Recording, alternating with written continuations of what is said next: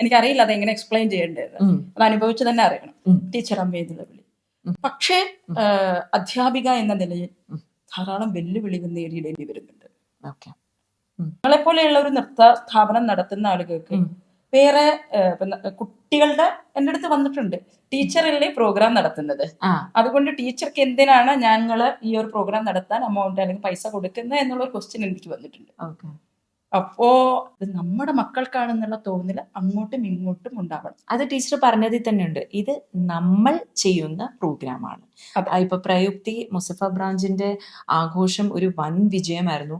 ISCയിൽ എനിക്ക് തോന്നുന്നത് India social and cultural centre എന്ന പ്രസ്റ്റീജിയസ് ഓർഗനൈസേഷനിൽ ഇത്രയ്ക്ക് ക്രൗഡ് ഒരു ക്ലാസിക്കൽ പ്രോഗ്രാമിന് ഒരു പക്ഷെ കണ്ടിട്ടുണ്ടാവില്ലേ ചെയ്യും. അതെനിക്ക് നിർബന്ധമുള്ള കാര്യമാണ്. കാരണം ടൈമിംഗ് മുതൽ തുടങ്ങുന്ന ഒരു ടൈമിംഗ് മുതൽ അവസാനിക്കുന്നത് ഒരു മാക്സിമം മെയിൻറ്റെയിൻ ചെയ്യാൻ ശ്രമിക്കാറുണ്ട്. ടൈമിംഗ് പറയുന്നത് ഇതിന്റെ കമ്പോസിഷന്റെ പുറകെ വന്നിട്ടുള്ളത്. അപ്പോൾ അതിൽ ഓരോ ഐറ്റംസ് ഇന്ന പാട്ടുകളായിരിക്കുന്നത്, ഇന്ന കുട്ടികൾക്ക് ഈ ഒരു ഏജ് ഗ്രൂപ്പ് ഓഫ് സ്റ്റുഡൻസിന് ഈ പാട്ട് നമുക്ക് സെലക്ട് ചെയ്യാം, അവർക്ക് കൊടുക്കേണ്ട കൺസെപ്റ്റ് ഇങ്ങനെ ആയിരിക്കണം എന്ന് പറഞ്ഞ് അത് കൊറിയോഗ്രാഫി ചെയ്യുന്നത് ചിലപ്പോൾ മിക്കവാറും ഞങ്ങൾ മോർണിംഗിലോ രാവിലത്തെ ടൈമുകളിലോ ഒക്കെ ഇരുന്ന് ഞങ്ങൾ ഡിസ്കസ് ചെയ്തുകൊണ്ടാണ് ഈ കൊറിയോഗ്രാഫി ചെയ്തിട്ടാണ് ഞങ്ങൾ ഇത് പഠിപ്പിക്കുന്നത്. ഒരിക്കലും ഓൺ സ്പോട്ട് കൊറിയോഗ്രാഫികളല്ല ഇതൊന്നും. അപ്പോൾ ഓരോ കുട്ടിയുടെ ഐറ്റംസുകൾ എടുക്കുമ്പോൾ വളരെയധികം ശ്രദ്ധിച്ച് ആ കുട്ടികളുടെ ഏജ് ഗ്രൂപ്പിനനുസരിച്ചിട്ട് ആ കുട്ടികൾക്ക് പറ്റുന്ന രീതിയിലുള്ള പാട്ടും സംഗീതവും എടുത്തുകൊണ്ട് പറ്റുന്നില്ല. നമ്മള് ഒരു വല്ലാത്ത ഒരു മാനസികാവസ്ഥയുടെ ഡിപ്രഷൻ ആണോ എനിക്കതറിയില്ല എന്താ സംഭവം എന്ന്. നമ്മളല്ലാത്ത അവസ്ഥ ആവുന്നു. ഈ വേദന മാത്രമേ ഉള്ളൂ. എല്ലാ ഡോക്ടേഴ്സിന്റെ അടുത്ത് പോകുമ്പോഴും ആർക്കും ഐഡന്റിഫൈ ചെയ്യാനും പറ്റുന്നില്ല. ഈ പെയിൻ പെയിൻ പെയിൻ പെയിൻ അത് മാത്രം. അതുള്ളില് സഹിക്കാൻ പറ്റാത്ത സഹിക്കാൻ പറ്റാത്ത, ചിരിക്കാൻ പറ്റത്തില്ല, ഭക്ഷണം കഴിക്കാൻ പറ്റാത്ത ഒരു അവസ്ഥ. എന്നിട്ട് ഈ 15 വർഷം ചിലവർ പറയും അയ്യോ ഡിപ്രഷൻ ആണ് എന്നൊക്കെ പറയും. പക്ഷെ അത് ഡിപ്രഷനും മൈഗ്രെയിനും ഒന്നും അല്ല. കാരണം ഒരിക്കലും ഡാൻസറെ പോലെ ഇങ്ങനത്തെ ഒരു ആൾക്കാർക്ക് ഒത്തിരി ഡിപ്രഷൻസ് ഒന്നും വരാൻ സാധ്യതയുണ്ടെന്ന് തോന്നുന്നില്ല. വേദന വരും അറിയണം ആളുകൾ, ഈ വേദന ഇങ്ങനത്തെ ഒരു ട്രീറ്റ്മെന്റ് ഉണ്ട്, ഇങ്ങനെ ഒരു സംഭവം ചെയ്യാനുണ്ട്, ഇത് ചെയ്യുമ്പോൾ ഉണ്ടാകുന്ന ഒരു ബെനിഫിറ്റ് എന്താണെന്നുള്ളത് അറിയണം എന്നുള്ളത് എനിക്ക് നിർബന്ധമായിരുന്നു. അതുകൊണ്ട് തന്നെ എനിക്ക് ഒരു പേടിയും ഉണ്ടായിരുന്നില്ല ഇത് പറയാനും. ഇത് ജനങ്ങൾ അറിയാത്തവർക്ക് അതൊരു ഉപകാരപ്പെടണമെന്ന് എനിക്കത് കൂടെ വിളിക്കാൻ പറ്റില്ല. ഞാൻ മക്കളെ നിന്ന് മാത്രമേ അവരെ വിശേഷിപ്പിക്കാറുള്ളൂ. ചീത്ത പറയുമ്പോൾ എന്തെങ്കിലുമൊക്കെ പറയും, അതൊക്കെ വേറെ വിഷയം. ചീത്ത പറയാനുള്ള റൈറ്റ് എന്തുകൊണ്ടാണ്? ഒരു അച്ഛനും അമ്മയും സ്വന്തം മക്കളെ ചീത്ത പറയുന്നുണ്ട്. ഇപ്പൊ ഉണ്ടോന്ന് എനിക്കറിയില്ല, പക്ഷേ ഇടപെടലുണ്ടാവുള്ളൂ.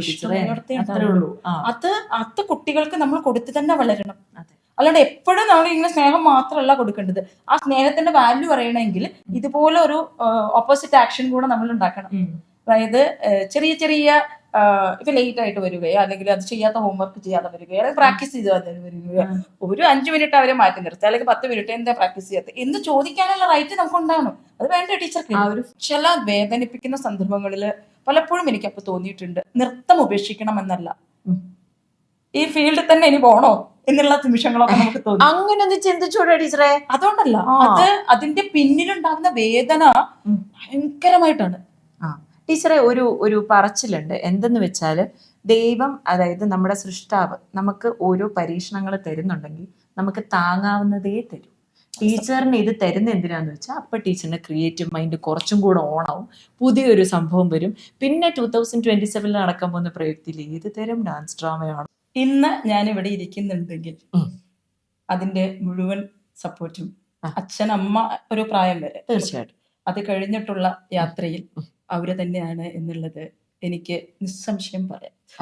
എന്നെങ്കിലും ഇത് വേണ്ട, കാരണം ഇതിന് അതിൻ്റെതായിട്ടുള്ള ടീച്ചറിന് ഒരു പ്രത്യേക ഹൈലൈറ്റ് ഉണ്ട്. അതും കൂടെ പറഞ്ഞിട്ട് പിന്നെ നമുക്ക് ഫുൾ ഓൺ ടീച്ചറിന്റെ കാര്യങ്ങളിലേക്ക് കടക്കാം. ഈ പെർഫോമറിന് പ്രത്യേകത, പ്രിയ മനോജ് എന്ന പെർഫോമർ ആണ് ഏറ്റവും കൂടുതൽ സന്തോഷിക്കുന്നത്.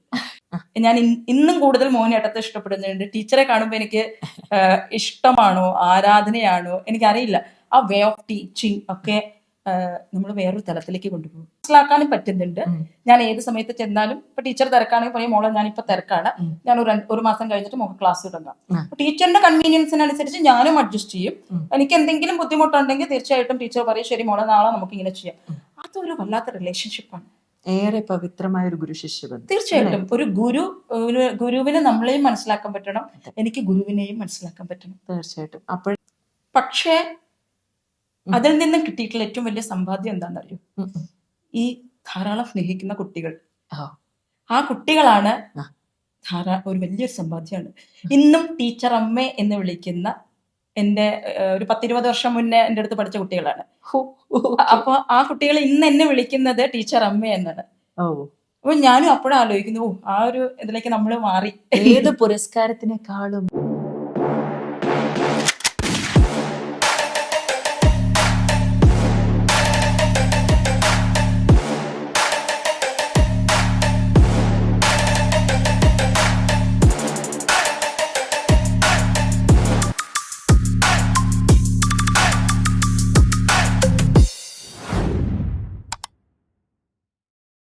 ഹായ്, ഹലോ, നമസ്തേ, നമസ്കാരം.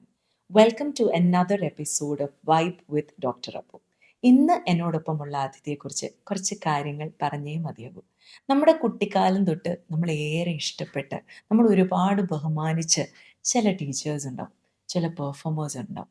അത്തരത്തിലുള്ള ഏറെ ബഹുമാനപ്പെട്ട ഒരുപാട് റെസ്പെക്റ്റഡ് ആയിട്ടുള്ള she's a versatile performer, she's a dancer, dance teacher, ഇപ്പോൾ the managing director of Bharathanjali dance training centre. 1000-ൽ പരം കുട്ടികളെ ഡാൻസ് പഠിപ്പിച്ചിട്ടുണ്ട്. ഇപ്പോഴും പഠിച്ചുകൊണ്ടിരിക്കുകയാണ് കുട്ടികൾ. ആൻഡ് ഇപ്പോഴും പഠിപ്പിക്കുന്നത് ആ ഒരു ഡെഡിക്കേഷനോടുകൂടി തന്നെയാണ്. എത്തിക്കൽ രീതിയിൽ ചട്ടപ്പടി ചിട്ടപ്പടി, അതാണ് ടീച്ചറിൻ്റെ ശൈലി. തൻ്റേതായിട്ടുള്ള ശാരീരിക ബുദ്ധിമുട്ടുകളായിക്കോട്ടെ, എന്തുമായിക്കോട്ടെ, ഇത് എൻ്റെ സോൾ ആൻഡ് ബോഡി തെറാപ്പിയാണ് എന്നുള്ള വിശ്വാസത്തോടു കൂടി എന്ത് പ്രശ്നങ്ങൾ വന്നാലും അത് അതിജീവിച്ച് she believes like dancing is like dreaming with her feet, and she is doing the same. Let me welcome the very respected, very beautiful, versatile dancer, Srimati Priya Manoj. Welcome to the podcast ടീച്ചറെ. നമസ്തേ. നമസ്തേ. Thank you ടീച്ചറെ, ആദ്യമേ തന്നെ എൻ്റെ invitation accept ചെയ്ത് ഈ ഒരു പോഡ്കാസ്റ്റിന് guest ആവാൻ സമ്മതിച്ചതിനും ഇവിടെ വന്നതിനും. അപ്പോൾ തൻ്റെ 5 വയസ്സിൽ തന്നെ നൃത്തം അഭ്യസിച്ചു തുടങ്ങി. കലാതിലകമായിരുന്നു. പിന്നെ ഒരുപാട് നർത്തകർക്ക് ഏറ്റവും സ്വപ്നം അല്ലെങ്കിൽ സ്വപ്ന സാക്ഷാത്കാരമായ പല വേദികളിൽ, എനിക്ക് തോന്നുന്നു 1000-ൽ പരം വേദികളിൽ പെർഫോം ചെയ്തിട്ടുണ്ട്, UAE-ലും ഇന്ത്യയിലും അബ്രോഡിലുമായിട്ട്. പിന്നെ പല കൾച്ചറൽ ബാക്ക്ഗ്രൗണ്ട്സ്, പല നമ്മുടെ ഇന്ത്യയുടെ തന്നെ പല സ്ഥലങ്ങളിൽ നിന്നുള്ള കുട്ടികളും പിന്നെ ഇവിടെ തന്നെ പല ഏജിലുള്ള കുട്ടികളെയും അഭ്യസിപ്പിക്കുന്നുണ്ട്, ഇപ്പോഴും പഠിപ്പിച്ചുകൊണ്ടിരിക്കുന്നു. ആൻഡ് 2 ബ്രാഞ്ചസ് ഉണ്ട് ഭരതാഞ്ജലിക്ക്. ആൻഡ് ടീച്ചറിന് ഇപ്പോൾ ടീച്ചറിൻ്റെതായിട്ടുള്ള ഒരു ടീമും ഉണ്ട്. ഷീസ് ഗൈഡിങ് ദെം ടു വളരെ റിനൗൺഡ് ആയിട്ടുള്ള കലാക്ഷേത്രയിലെ ടീച്ചേഴ്സാണ് ടീച്ചറിനോടൊപ്പം ഉള്ളത്. So this is the long journey short. ഇനിയും ടീച്ചറിനോട് ഞാൻ ചോദിക്കുകയാണ്, ഭരതാഞ്ജലി എന്ന ഡാൻസ് ട്രെയിനിങ് സെൻറ്ററിലേക്ക്, അല്ലെങ്കിൽ അതൊരു സ്വപ്ന സാക്ഷാത്കാരമായിരുന്നു. തീർച്ചയായും കോവിഡ് എന്ന ഏറ്റവും ചാലഞ്ചിങ് സിറ്റുവേഷനിലാണ് അതിൻ്റെ തുടക്കം. അപ്പോൾ അതിലേക്ക് എങ്ങനെ എത്തിയെന്ന് ടീച്ചറൊന്ന് പറയാം. ഭരതാഞ്ജലി എന്ന നൃത്ത വിദ്യാലയം തുടങ്ങുന്നതിന് മുന്നേ തന്നെ ഇവിടെ കേരള സോഷ്യൽ സെന്ററിലും മലയാളി സമാജത്തിലും നൃത്തം അഭ്യസിപ്പിച്ചിരുന്നു. പഠിപ്പിച്ചിരുന്നു, കുട്ടികളെ പഠിപ്പിച്ചുകൊണ്ടിരുന്നിരുന്നു. അതോടൊപ്പം തന്നെ മോഡൽ സ്കൂളിലെ മലയാളം അധ്യാപികയും കൂടെയായിരുന്നു, ഏകദേശം 16 വർഷത്തോളം. അതിനോടൊപ്പം കുട്ടിക്കാലത്ത് ഞാൻ ഏറെ സ്നേഹിച്ചിരുന്നു എൻ്റെ അച്ഛനും അമ്മയും അതിലേക്ക് വഴി വെച്ച് തന്നിരുന്നു, നൃത്തം എന്നുള്ള ഒരു വഴിയിലേക്ക്. അതിനുള്ള സപ്പോർട്ടില്ലാണ്ട് പറ്റില്ലല്ലോ. തീർച്ചയായും അതിന് ഒരു വഴി വീണ്ടും തുറന്നു തന്നത് ഈ പ്രവാസ ലോകം തന്നെയാണ്. അപ്പൊ അതിനുശേഷം കുട്ടികൾ നമ്മുടെ നൃത്തത്തെ ഇഷ്ടപ്പെട്ടുകൊണ്ട് നമ്മുടെ നൃത്ത ക്ലാസ്സിലേക്ക് വരാൻ തുടങ്ങി. അതിനുശേഷമാണ് സീരിയസ് ആയിട്ടുള്ള ഒരു നൃത്ത പഠന കേന്ദ്രം അല്ലെങ്കിൽ നൃത്തം പഠിപ്പിക്കുക എന്നുള്ള ഒരു ആഗ്രഹം മനസ്സിലേക്ക് വന്നത്. കേരള സോഷ്യൽ സെന്റർ തന്ന സപ്പോർട്ട്, മലയാളി സമാജം തന്ന സപ്പോർട്ടാണ് ഇന്ന് ഭരതാഞ്ജലി എന്ന നൃത്ത വിദ്യാലയം. അവരിന്നും ടീച്ചറിനെ സപ്പോർട്ട് ചെയ്യുന്നു എന്നുള്ളതാണ് അവർക്ക് അഭിമാനമാണ്. ടീച്ചർ എങ്ങനെ സ്വന്തമായിട്ടുള്ള ഡാൻസ് ട്രെയിനിങ് സെന്റർ ഉണ്ട് എന്ന് പറയുമ്പോൾ അല്ലേ? കാരണം സമാജം, KSC, ISC ഈ 3 സംഘടനകളുടെ സപ്പോർട്ട് തന്നെയാണ് ഇന്ന് ഈ ഒരു നർത്തകി എന്ന രീതിയിലും നൃത്താധ്യാപിക എന്ന രീതിയിലും ഇന്ന് ഭരതാഞ്ജലി നൃത്ത വിദ്യാലയം സ്ഥാപിക്കാനുള്ള ഒരു ബേസ് എനിക്ക് തന്നിട്ടുള്ളത് ഈ 3 സംഘടനകൾ തന്നെയാണ്. അപ്പൊ നിങ്ങൾക്ക് എല്ലാവർക്കും എന്നെ പോലെ തന്നെ ഒരു ചെറിയ ക്വസ്റ്റ്യൻ മനസ്സിലുണ്ടാവും. ടീച്ചർ ഒരു മലപ്പുറംകാരിയാണ്, എഴുത്തച്ഛന്റെ നാട്ടിൽ നിന്നാണ് വരുന്നത്, മലയാളം അധ്യാപികയായിരുന്നു. അപ്പോൾ ഇപ്പോഴും മലയാളത്തെ ചേർത്ത് പിടിച്ചിട്ടില്ലേ? മലയാളത്തെ വളരെയധികം ചേർത്ത് പിടിക്കുന്നു. ഈ മലയാളത്തെ ചേർത്ത് പിടിക്കുന്നത് തന്നെയാണ് ഈ നൃത്താധ്യാപികയുടെ ഏറ്റവും വലിയ വിജയം. ഓക്കെ. കാരണം വായന എന്ന് പറയുന്നത് ഒരു പ്രധാന ഘടകമാണ്. നൃത്തം എന്ന് പറയുന്നത് നമ്മുടെ മനസ്സിലുള്ള ആശയങ്ങൾ മറ്റുള്ള ആളുകളിലേക്ക്, അല്ലെങ്കിൽ ഇത് നൃത്തം കാണാൻ എത്തുന്നവരുണ്ട്, നൃത്തത്തെ ആസ്വദിക്കുന്നവരുണ്ട്. അപ്പൊ അവരിലേക്ക് എത്തിക്കണമെങ്കിൽ നമ്മൾക്കൊരു ആശയം ഉണ്ടാവും. തീർച്ചയായിട്ടും. ആ ആശയത്തെ എത്തിക്കണമെങ്കിൽ നമുക്ക് ധാരാളം പരന്ന വായന ആവശ്യമാണ്. അതെ. അപ്പൊ അധ്യാപിക എന്ന നിലയിലും മലയാളത്തെ അധികം ഇഷ്ടപ്പെട്ടിരുന്ന ഒരു വ്യക്തി എന്ന നിലയിലും ഇപ്പോൾ ധാരാളം പുസ്തകങ്ങൾ വായിക്കാറുണ്ട്. ചിലത് സമയപരിമിതികൾ കാരണം വായിക്കാൻ പറ്റാറില്ല. എന്നാലും പുസ്തകങ്ങൾ വായിക്കുകയും അതിലേക്ക് കുറച്ചെങ്കിലും കണ്ണോടിക്കുക എന്ന് പറയുന്നത് എന്നെ സംബന്ധിച്ച് ഒരു സന്തോഷമുള്ള കാര്യം തന്നെയാണ്. അപ്പൊ ഈ കഴിഞ്ഞിട്ടുള്ള പല വർക്കുകളും അതിൽ നിന്ന് തന്നെയാണ് എനിക്ക് പുറപ്പെട്ടു. അതായത് നമുക്ക് ഇപ്പോ രസോവൈഭവം ആയിക്കോട്ടെ, ഷൺമുഖോദയം ആയിക്കോട്ടെ, കൃഷ്ണപഞ്ചകം ആയിക്കോട്ടെ, ഇതൊക്കെ നമ്മളിലേക്ക് വരുന്നത് ഇത്തരം വായനകൾ തരുന്ന ഒരു സമ്പാദ്യം തന്നെയാണ്. അതെ. ഓക്കെ. നൗ ടീച്ചർ അച്ഛനും അമ്മയുടെയും വൈറ്റൽ റോളിനെ പറ്റി പറഞ്ഞു. പക്ഷെ ടീച്ചറിന് നമ്മൾ പറയും ഒരു പുരുഷന്റെ വിജയരഹസ്യം സ്ത്രീയാണെന്ന്. ടീച്ചറിന്റെ കേസിൽ മനോജ് എന്ന് പറയുന്ന ഒരു സുന്ദരനായ പാലക്കാട്ടുകാരനാണ്. അദ്ദേഹത്തിന്റെ സപ്പോർട്ടിനെ പറ്റി 2 വാക്ക് ടീച്ചർ പറഞ്ഞേ മതിയാവും. പിന്നെ മകനായ ഇപ്പോൾ ബഡ്ഡിങ് എഞ്ചിനീയറായി, എഞ്ചിനീയറിംഗിൽ 2ാം വർഷം അല്ലെ കഴിഞ്ഞു. യെസ്, മകൻ. അവരെ പറ്റി കുറച്ച് വാക്കുകൾ. കാരണം അവരുടെ സപ്പോർട്ട് ഇല്ലാണ്ട് ടീച്ചറിന് ഈ ഒരു യാത്ര തുടരാൻ പറ്റില്ല, ഷുവറാണ്. ഇന്ന് ഞാൻ ഇവിടെ ഇരിക്കുന്നുണ്ടെങ്കിൽ അതിന്റെ മുഴുവൻ സപ്പോർട്ടും അച്ഛൻ, അമ്മ ഒരു പ്രായം വരെ, തീർച്ചയായിട്ടും അത് കഴിഞ്ഞിട്ടുള്ള യാത്രയിൽ അവര് തന്നെയാണ് എന്നുള്ളത് എനിക്ക് നിസ്സംശയം പറയാം. ഒരു സംശയവുമില്ല. എന്നെങ്കിലും ഇത് വേണ്ട, കാരണം ഇതിന് അതിൻ്റെതായിട്ടുള്ള ടീച്ചറിന് ഒരു പ്രത്യേക ഹൈലൈറ്റ് ഉണ്ട്. അതും കൂടെ പറഞ്ഞിട്ട് പിന്നെ നമുക്ക് ഫുൾ ഓൺ ടീച്ചറിന്റെ കാര്യങ്ങളിലേക്ക് കടക്കാം. ടീച്ചർ ഹംഗ്രിയാണ് ഫോർ പെർഫെക്ഷൻ. ടീച്ചറിൻ്റെതായിട്ടുള്ള ഡാൻസ്, ഡ്രാമ, പ്രൊഡക്ഷൻ, അതിനായി ടീച്ചർ നടത്തുന്ന റിസർച്ച്, ഗവേഷണം, ഇതൊന്നും ഒരു പക്ഷേ ടീച്ചർ പഠിപ്പിക്കുന്ന കുട്ടികളുടെ രക്ഷിതാക്കൾ പോലും അറിയുണ്ടാവില്ല. ഒരു 24 മണിക്കൂറിൽ ശരീരത്തിനെ, അത് ഈ പുള്ളിക്കാരത്തി ഏറ്റവും ഇഷ്ടപ്പെടുന്നത് മോഹിനിയാട്ടം എന്ന നൃത്തരൂപമാണ്. അപ്പോൾ അതൊരു പവർഫുൾ ഫോം ഓഫ് യോഗ കൂടിയാണ്. അത് കൂടാണ്ട് ടീച്ചർ ഇതിന് വേണ്ടിയിട്ട് സമയം കണ്ടെത്തി അതിലേക്ക് എത്ര ഡീപ്പായിട്ട് ഡൈവ് ഇൻ ചെയ്യുന്നുണ്ടെന്ന് ഒരു പക്ഷേ പ്രേക്ഷകർ അറിയുന്നുണ്ടാവില്ല. പക്ഷേ when you see her dance, drama, production, Ramasangeethi, ഇപ്പോൾ രസോവൈഭവം, ഇതൊക്കെ കാണുമ്പോൾ തന്നെ നമുക്ക് മനസ്സിലാവും ദർ ഇസ് സംതിങ് എക്സ്ട്രോർഡിനറി. അതെങ്ങനെയാണ് ടീച്ചർ കുട്ടിക്കാലം തൊട്ട് അങ്ങനെ ക്യൂരിയസ് ആയിരുന്നു എപ്പോഴും ഓരോ കാര്യങ്ങളെ പറ്റി? എനിക്ക് അതങ്ങനെ ചെയ്താലോ, അതിങ്ങനെ ചെയ്താലോ, ഇതിനെപ്പറ്റി കുറച്ചും കൂടെ ആധികാരികമായിട്ട് പഠിച്ചത് അങ്ങനെ ആയിരുന്നോ ടീച്ചർ കുട്ടിക്കാലം തൊട്ട്? ഇല്ല, അങ്ങനെ ഉണ്ടെന്ന് എനിക്ക് തോന്നുന്നില്ല. ഇല്ല. പക്ഷെ അതിനൊരു കാരണം എൻ്റെ അച്ഛനാണ്. കാരണം അച്ഛൻ പലയിടത്തേക്കായിട്ട് ഇപ്പൊ അവിടെ ഞങ്ങളുടെ അവിടെ ഇല്ലം ഒക്കെ ഉണ്ടായിരുന്നു, തവനൂർ ഇല്ലൊക്കെ പൈതൃകമൊക്കെ സിനിമ ഷൂട്ട് ചെയ്തിട്ടുണ്ട്.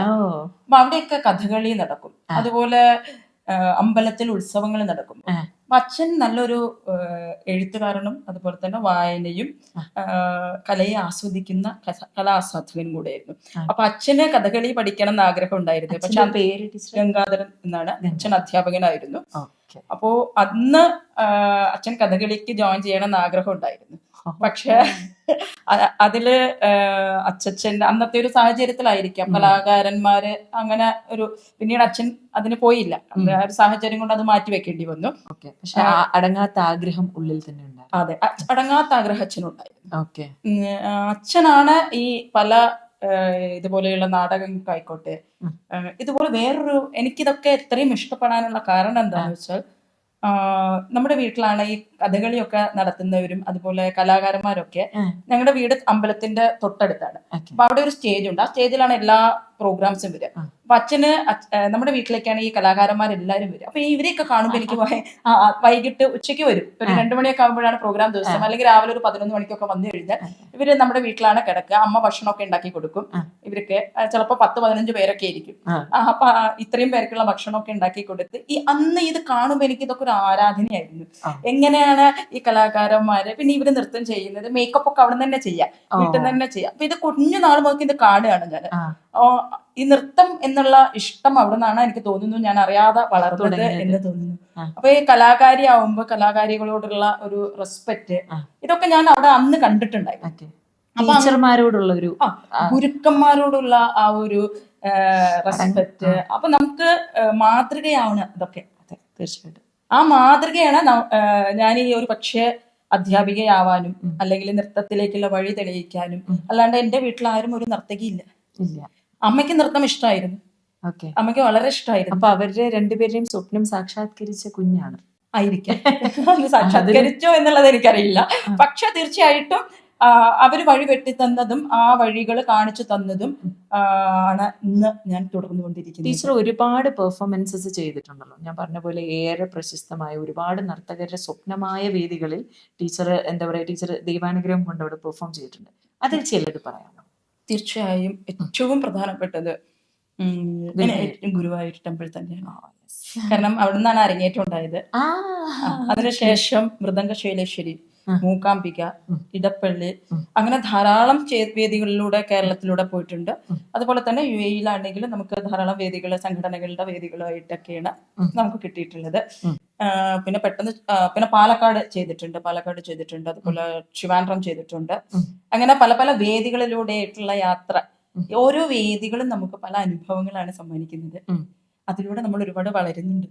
ഞാൻ ടീച്ചർ എന്ന പെർഫോമറിനെയും ടീച്ചർ എന്ന ടീച്ചറിനെയും ഒന്ന് കുറച്ച് ക്വാളിറ്റീസിലൂടെ ഒന്ന് എന്താ പറയാ ഡിസ്ക്രൈബ് ചെയ്യാൻ പറഞ്ഞ എങ്ങനെ ടീച്ചർ ഡിസ്ക്രൈബ് ചെയ്യും? പ്രിയ മനോജ് എന്ന പെർഫോമർ, എന്താണ് ഈ പെർഫോമറിന്റെ പ്രത്യേകത? പ്രിയ മനോജ് എന്ന പെർഫോമർ ആണ് ഏറ്റവും കൂടുതൽ സന്തോഷിക്കുന്നത്. സംതൃപ്തിയാണ് മനസ്സിൽ സംതൃപ്തി ആവുന്നത്. നൃത്തം ചെയ്യുമ്പോൾ അല്ലെങ്കിൽ നർത്തകി എന്ന രീതിയിൽ ഏറ്റവും ഇഷ്ടമുള്ളത്, ഞാൻ എന്നെ ഏറ്റവും കൂടുതൽ സ്നേഹിക്കുന്നത് നൃത്തം ചെയ്യുമ്പോഴാണ്. ബ്യൂട്ടിഫുൾ. ഓക്കെ. ടീച്ചർ എങ്ങനെ ഏറെ നാൾ അതിന് വേണ്ടി ഇൻവെസ്റ്റ് ചെയ്യാറുണ്ടോ? അതോ ടീച്ചറിന് സമയം അത്രയും കിട്ടാറുണ്ടോ? പക്ഷെ അതോ കിട്ടുന്ന സമയത്ത് ടീച്ചർ അഭ്യസിക്കുകയാണോ? എങ്ങനെയാണ്? അതും കൂടെ ഒന്ന് പറയും. ഇല്ല, ഇതുപോലെ ഏതെങ്കിലും നല്ല പെർഫോമൻസ് വരികയാണെങ്കിൽ ഞാൻ അതിനു വേണ്ടി എത്ര സമയം കണ്ടെത്താനും ഞാൻ ശ്രമിക്കും. അതിന് ഒരു 3-4 മാസത്തെ പ്രാക്ടീസ് ചെയ്യും. ഓക്കെ. അല്ലാണ്ട് ഓക്കെ, എനിക്കറിയാം, ഞാനൊരു ടീച്ചറാണ്, ഞാൻ നിത്യവും കുട്ടികളെ പഠിപ്പിക്കുന്നുണ്ട്, ഞാനങ്ങ് പോയി ചെയ്തേക്കാം, അങ്ങനെയല്ല. അങ്ങനെ ഞാൻ ചെയ്യില്ല. ഇല്ല, എനിക്ക് അങ്ങനെയുള്ള ഒരു ധൈര്യവും ഇല്ല. ഇപ്പോഴും എനിക്ക് ആ ധൈര്യമില്ല. നല്ലതുപോലെ പ്രാക്ടീസ് ചെയ്താൽ മാത്രമേ ഞാനൊരു വേദിയിലേക്ക് കാലെടുത്ത് വെക്കാൻ എനിക്ക് ധൈര്യം വരാറുള്ളൂ. പ്രാക്ടീസ് മേക്സ് പെർഫെക്റ്റ് എന്നുള്ള കോൺസെപ്റ്റ് ആണ്. തീർച്ചയായിട്ടും അത് ഓർമ്മ വരണം. നമ്മളൊരു കഥ എടുക്കുകയാണെങ്കിൽ ആ കഥ ഓർത്തോർത്ത് ചെയ്യണം എന്നുണ്ടെങ്കിൽ ദിവസവും പ്രാക്ടീസ് ചെയ്താൽ മാത്രം. ഒരു എക്സാമിന് കുട്ടികൾ എങ്ങനെ ആൻസർ പഠിക്കുന്നത്? ദിവസവും ചിലപ്പോൾ എഴുതിയിട്ടായിരിക്കാം, ചിലപ്പോൾ അത് റീകളക്ട് ചെയ്ത് അല്ലെങ്കിൽ കുറെ പ്രാവശ്യം വായിച്ചുകൊണ്ടായിരിക്കാം പഠിക്കുന്നത്. അതേപോലെ തന്നെ നല്ലതുപോലെ ആ ഒരു കണക്ഷൻസ് ഉണ്ടായിരിക്കണം. ഒരു സ്റ്റാൻസ് കഴിഞ്ഞാൽ ഇന്ന സ്റ്റാൻസ് എന്ന് നമുക്ക് കണക്ഷനായിട്ട് തന്നെ നമുക്ക് പോകണം. പിന്നെ ടീച്ചറിന്റെ ഗുരുക്കന്മാരുടെ അഡ്വൈസ് അങ്ങനെ എന്തെങ്കിലും എടുക്കാറുണ്ടോ പെർഫോമൻസിന് മുന്നേ? തീർച്ചയായിട്ടും. എന്റെ മോഹിനിയാട്ടത്തിലെ ഇന്നത്തെ ഗുരു കലാമണ്ഡലം ഡോക്ടർ സുഗന്ധി പ്രഭുവാണ്. ടീച്ചർ ആണ്. അപ്പൊ ഇന്നും ഞാനത് പഠിച്ചുകൊണ്ടിരിക്കുന്നുണ്ട്. പിന്നെ തിരക്കുകൾ വരുമ്പോ ടീച്ചറുടെ അടുത്ത് ഞാൻ പറയും എന്നതാണ് കാരണം കൊണ്ടാണ് വരുന്നത്. അപ്പൊ ടീച്ചർക്ക് അത് മനസ്സിലാക്കാനും പറ്റുന്നുണ്ട്. ഞാൻ ഏത് സമയത്ത് ചെന്നാലും ഇപ്പൊ ടീച്ചർ തിരക്കാണെങ്കിൽ പറയും, മോളെ ഞാനിപ്പോ തിരക്കാണ്, ഞാൻ ഒരു മാസം കഴിഞ്ഞിട്ട് മോൾക്ക് ക്ലാസ് തുടങ്ങാം. ടീച്ചറിന്റെ കൺവീനിയൻസിനനുസരിച്ച് ഞാനും അഡ്ജസ്റ്റ് ചെയ്യും. എനിക്ക് എന്തെങ്കിലും ബുദ്ധിമുട്ടുണ്ടെങ്കിൽ തീർച്ചയായിട്ടും ടീച്ചർ പറയും, ശരി മോളെ നാളെ നമുക്ക് ഇങ്ങനെ ചെയ്യാം. അതൊരു വല്ലാത്ത റിലേഷൻഷിപ്പാണ്. ഏറെ പവിത്രമായ ഒരു ഗുരു ശിഷ്യ ബന്ധം. തീർച്ചയായിട്ടും ഒരു ഗുരുവിനെ നമ്മളെയും മനസ്സിലാക്കാൻ പറ്റണം, എനിക്ക് ഗുരുവിനെയും മനസ്സിലാക്കാൻ പറ്റണം. തീർച്ചയായിട്ടും. അപ്പോഴേ അതിൽ നമുക്ക് കറക്റ്റ് ആയിട്ടുള്ള ഒരു ഔട്ട് കിട്ടത്തുള്ളൂ. നമ്മളെന്നുള്ളൊരു പെർഫോമർ അല്ലെങ്കിൽ നമ്മളെന്നുള്ളൊരു ആർട്ടിസ്റ്റ് കംപ്ലീറ്റ് ആവുള്ളൂ. തീർച്ചയായിട്ടും. പ്രിയ മനോജ് എന്ന ടീച്ചറിനെ കുറിച്ച് കുറച്ച് കാര്യങ്ങൾ. പ്രിയ മനോജ് എന്ന ടീച്ചർ ഡാൻസ് ടീച്ചർ കേട്ടോ, ഡാൻസ് ടീച്ചർ. മലയാളം ടീച്ചർ ഘോരം വാക്കുകളും അക്ഷരസ്ഫുടതയും എന്താ പറയാ വാക്കുകൾ കോർത്തിണക്കിക്കൊണ്ട്, ദൈവമേ ഗൾഫിൽ വളർന്ന ഞാനാണ് എന്തെങ്കിലും തെറ്റുകുറ്റങ്ങളെ ക്ഷമിക്കണേ, അത്തരത്തിലുള്ളതാണ് പ്രിയ മനോജ് എന്ന ഡാൻസ് ടീച്ചർ. ഇപ്പം ഏകദേശം ടീച്ചർ 2 പതിറ്റാണ്ടാവാൻ പോകുന്നു ഡാൻസ് ക്ലാസ് കുട്ടികളെ പഠിപ്പിക്കാൻ തുടങ്ങിയിട്ട്. പ്രിയ മനോജ് എന്ന ടീച്ചർ എന്താണ്? പ്രിയ മനോജ് എന്ന ടീച്ചറെ ആയിരിക്കും എല്ലാവർക്കും പരിചിതം. അതാണ് സത്യം. പ്രവാസ ലോകത്ത്. പക്ഷേ അതിൽ നിന്നും കിട്ടിയിട്ടുള്ള ഏറ്റവും വലിയ സമ്പാദ്യം എന്താണെന്നറിയോ? ഈ ധാരാളം സ്നേഹിക്കുന്ന കുട്ടികൾ. ആ കുട്ടികളാണ് ഒരു വലിയൊരു സമ്പാദ്യമാണ്. ഇന്നും ടീച്ചർ അമ്മ എന്ന് വിളിക്കുന്ന എന്റെ ഒരു 10-20 വർഷം മുന്നേ എന്റെ അടുത്ത് പഠിച്ച കുട്ടികളാണ്. അപ്പൊ ആ കുട്ടികൾ ഇന്ന് എന്നെ വിളിക്കുന്നത് ടീച്ചർ അമ്മ എന്നാണ്. അപ്പൊ ഞാനും അപ്പോഴും ആലോചിക്കുന്നു, ഓ ആ ഒരു ഇതിലേക്ക് നമ്മൾ മാറി. ഏത് പുരസ്കാരത്തിനേക്കാളും ഒരു അനുഭവമാണ് അല്ലെ അവരങ്ങനെ തീർച്ചയായിട്ടും അത് ലോകത്തിന്റെ പല ഭാഗത്തിരുന്ന് ടീച്ചറമ്മേ എന്നുള്ള വോയിസ് എങ്ങാനും വരികയാണെങ്കിൽ അല്ലേ? അതൊരു വല്ലാത്തൊരു അനുഭൂതിയാണ്, വല്ലാത്തൊരു സന്തോഷമാണ്. ഉം, അത് അനുഭവിക്കുമ്പോൾ എനിക്കറിയില്ല അതെങ്ങനെ എക്സ്പ്ലെയിൻ ചെയ്യേണ്ടത്. ഉം, അത് അനുഭവിച്ച് തന്നെ അറിയണം, ഉം, ടീച്ചർ അമ്മ എന്നുള്ള വിളി. ഉം, പക്ഷേ ഉം, അധ്യാപിക എന്ന നിലയിൽ ഉം. ധാരാളം വെല്ലുവിളികൾ നേരിടേണ്ടി വരുന്നുണ്ട്. ഓക്കെ. തീർച്ചയായിട്ടും ഉണ്ടാവും ടീച്ചറെ. തീർച്ചയായിട്ടും എനിക്ക് തോന്നുന്നത് ടീച്ചറെ, ഞങ്ങളുടെയൊക്കെ ടൈമിൽ സ്കൂളിൽ പോകുന്നു, അതിൻ്റെ അവിടുത്തെ സ്കൂളിൻ്റെതായിട്ടുള്ള ചിട്ടകളുണ്ട്, ചട്ടങ്ങളുണ്ട്, പോളിസീസ് ഉണ്ട്, റൂൾസ് റെഗുലേഷൻസ് ഉണ്ട്, നമ്മളത് ഫോളോ ചെയ്തേ മതിയാകും. അതിൽ പേരൻസ് ആരും ഇടപെടില്ല, സ്കൂൾ എന്ത് പറയുന്നു അത് കേൾക്കും, പേരന്റ് ടീച്ചർ മീറ്റിംഗിൽ എന്തെങ്കിലും ഉണ്ടെങ്കിൽ ടീച്ചേഴ്സുമായിട്ട് ഡിസ്കസ് ചെയ്യും, അത്രേ ഉള്ളൂ. പക്ഷെ അത് എക്സ്ട്രാ കരിക്കുലറിലേക്ക് വരുമ്പോഴത്തേന് പേരൻസ്, ഞാൻ എൻ്റെ കുട്ടിക്കാല പറയുന്നത് കേട്ടോ, ഏറെ ബഹുമാനത്തോടെ കേൾക്കും. കാരണം അവർ കാണുന്ന ആ ടീച്ചർ എന്നുള്ള ആർട്ടിസ്റ്റിനെയാണ്. പക്ഷേ നമ്മൾ പറയില്ലേ കാലം മാറി കഥ മാറി എന്ന് പറയുമ്പോഴത്തേന് കുറച്ചൊക്കെ ചിലപ്പോൾ അവരുടെ ആകാംക്ഷയാവാം, ചിലപ്പോൾ അവരുടെ ക്യൂരിയോസിറ്റി ആവാം, ചിലപ്പോൾ അവർ വേറെ എവിടെന്നെങ്കിലും അവരുടെ സർക്കിളിൽ നിന്ന് കിട്ടിയ ഒരു ഇൻഫ്ലുവൻസിന്റെ ഫലമാവാം. കുറച്ചൊക്കെ ഇൻഫ്ലുവൻസ് എന്താ പറയുക, അത് അഫക്റ്റ് ചെയ്യുന്നുണ്ടോ? എങ്ങനെയാണ് ടീച്ചറിന്റെ ഒരു കാഴ്ചപ്പാടിൽ അത് എങ്ങനെയുണ്ട്?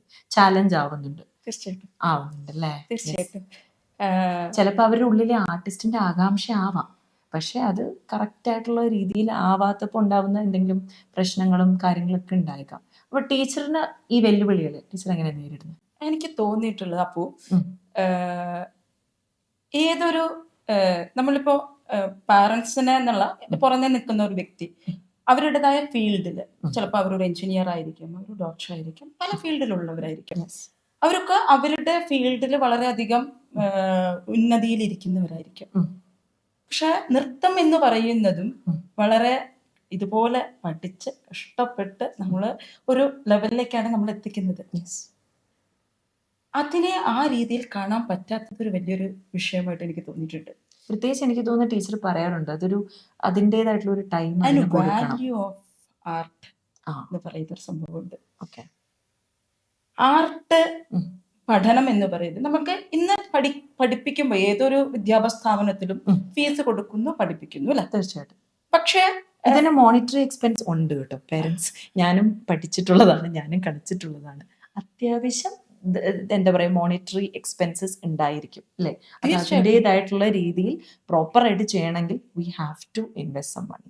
ആൻഡ് അതിൽ കിട്ടുന്ന റിസൾട്ട് എന്ന് പറയുന്നത് സ്റ്റേജിൽ ആ കുട്ടി ആ ഒരു proper costume, proper makeup, proper പ്രാക്ടീസോടുകൂടി ഗൈഡൻസോടുകൂടി പെർഫോം ചെയ്യുമ്പോൾ ആ കുഞ്ഞിന് അതിലൊരു ബേസ് ഉണ്ടാവുക എന്നുള്ളതാണ് അല്ലേ ടീച്ചറെ? തീർച്ചയായിട്ടും നൃത്തം എന്ന് പറയുന്നത് ഒരു ദൃശ്യമായിട്ടുള്ള, അതായത് കാഴ്ചയിൽ കാണാൻ പറ്റുന്നതാണ് അല്ലെ? നമ്മൾ കണ്ണുകൊണ്ട് ആസ്വദിച്ചും കാതുകൊണ്ട് കേട്ടും ഈ രണ്ടും കൂടി ചേരുമ്പോഴാണ് നൃത്തത്തിന്റെ ഭംഗി അറിയുന്നത്. തീർച്ചയായിട്ടും. അപ്പൊ അതിനെന്തൊക്കെ ഇപ്പൊ ഞാനൊരു എക്സാമ്പിൾ ആയിട്ട് പറയാം. വെറുതെ ഒരു സാധാരണ നമുക്ക് ആസ്വദിക്കാൻ പറ്റും.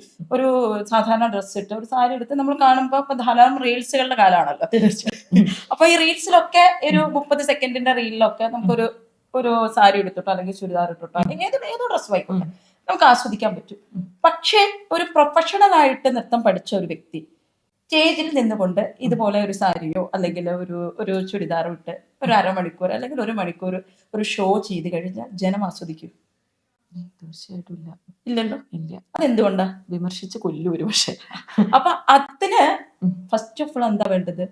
ആഢ്യാഭരണങ്ങൾ, അതായത് ആഹാര്യ ഡ്രസ്സസ്, അതിന്റെ മേക്കപ്പ്, ഒരു ആ സ്റ്റേജിൽ വരണം അല്ലെ?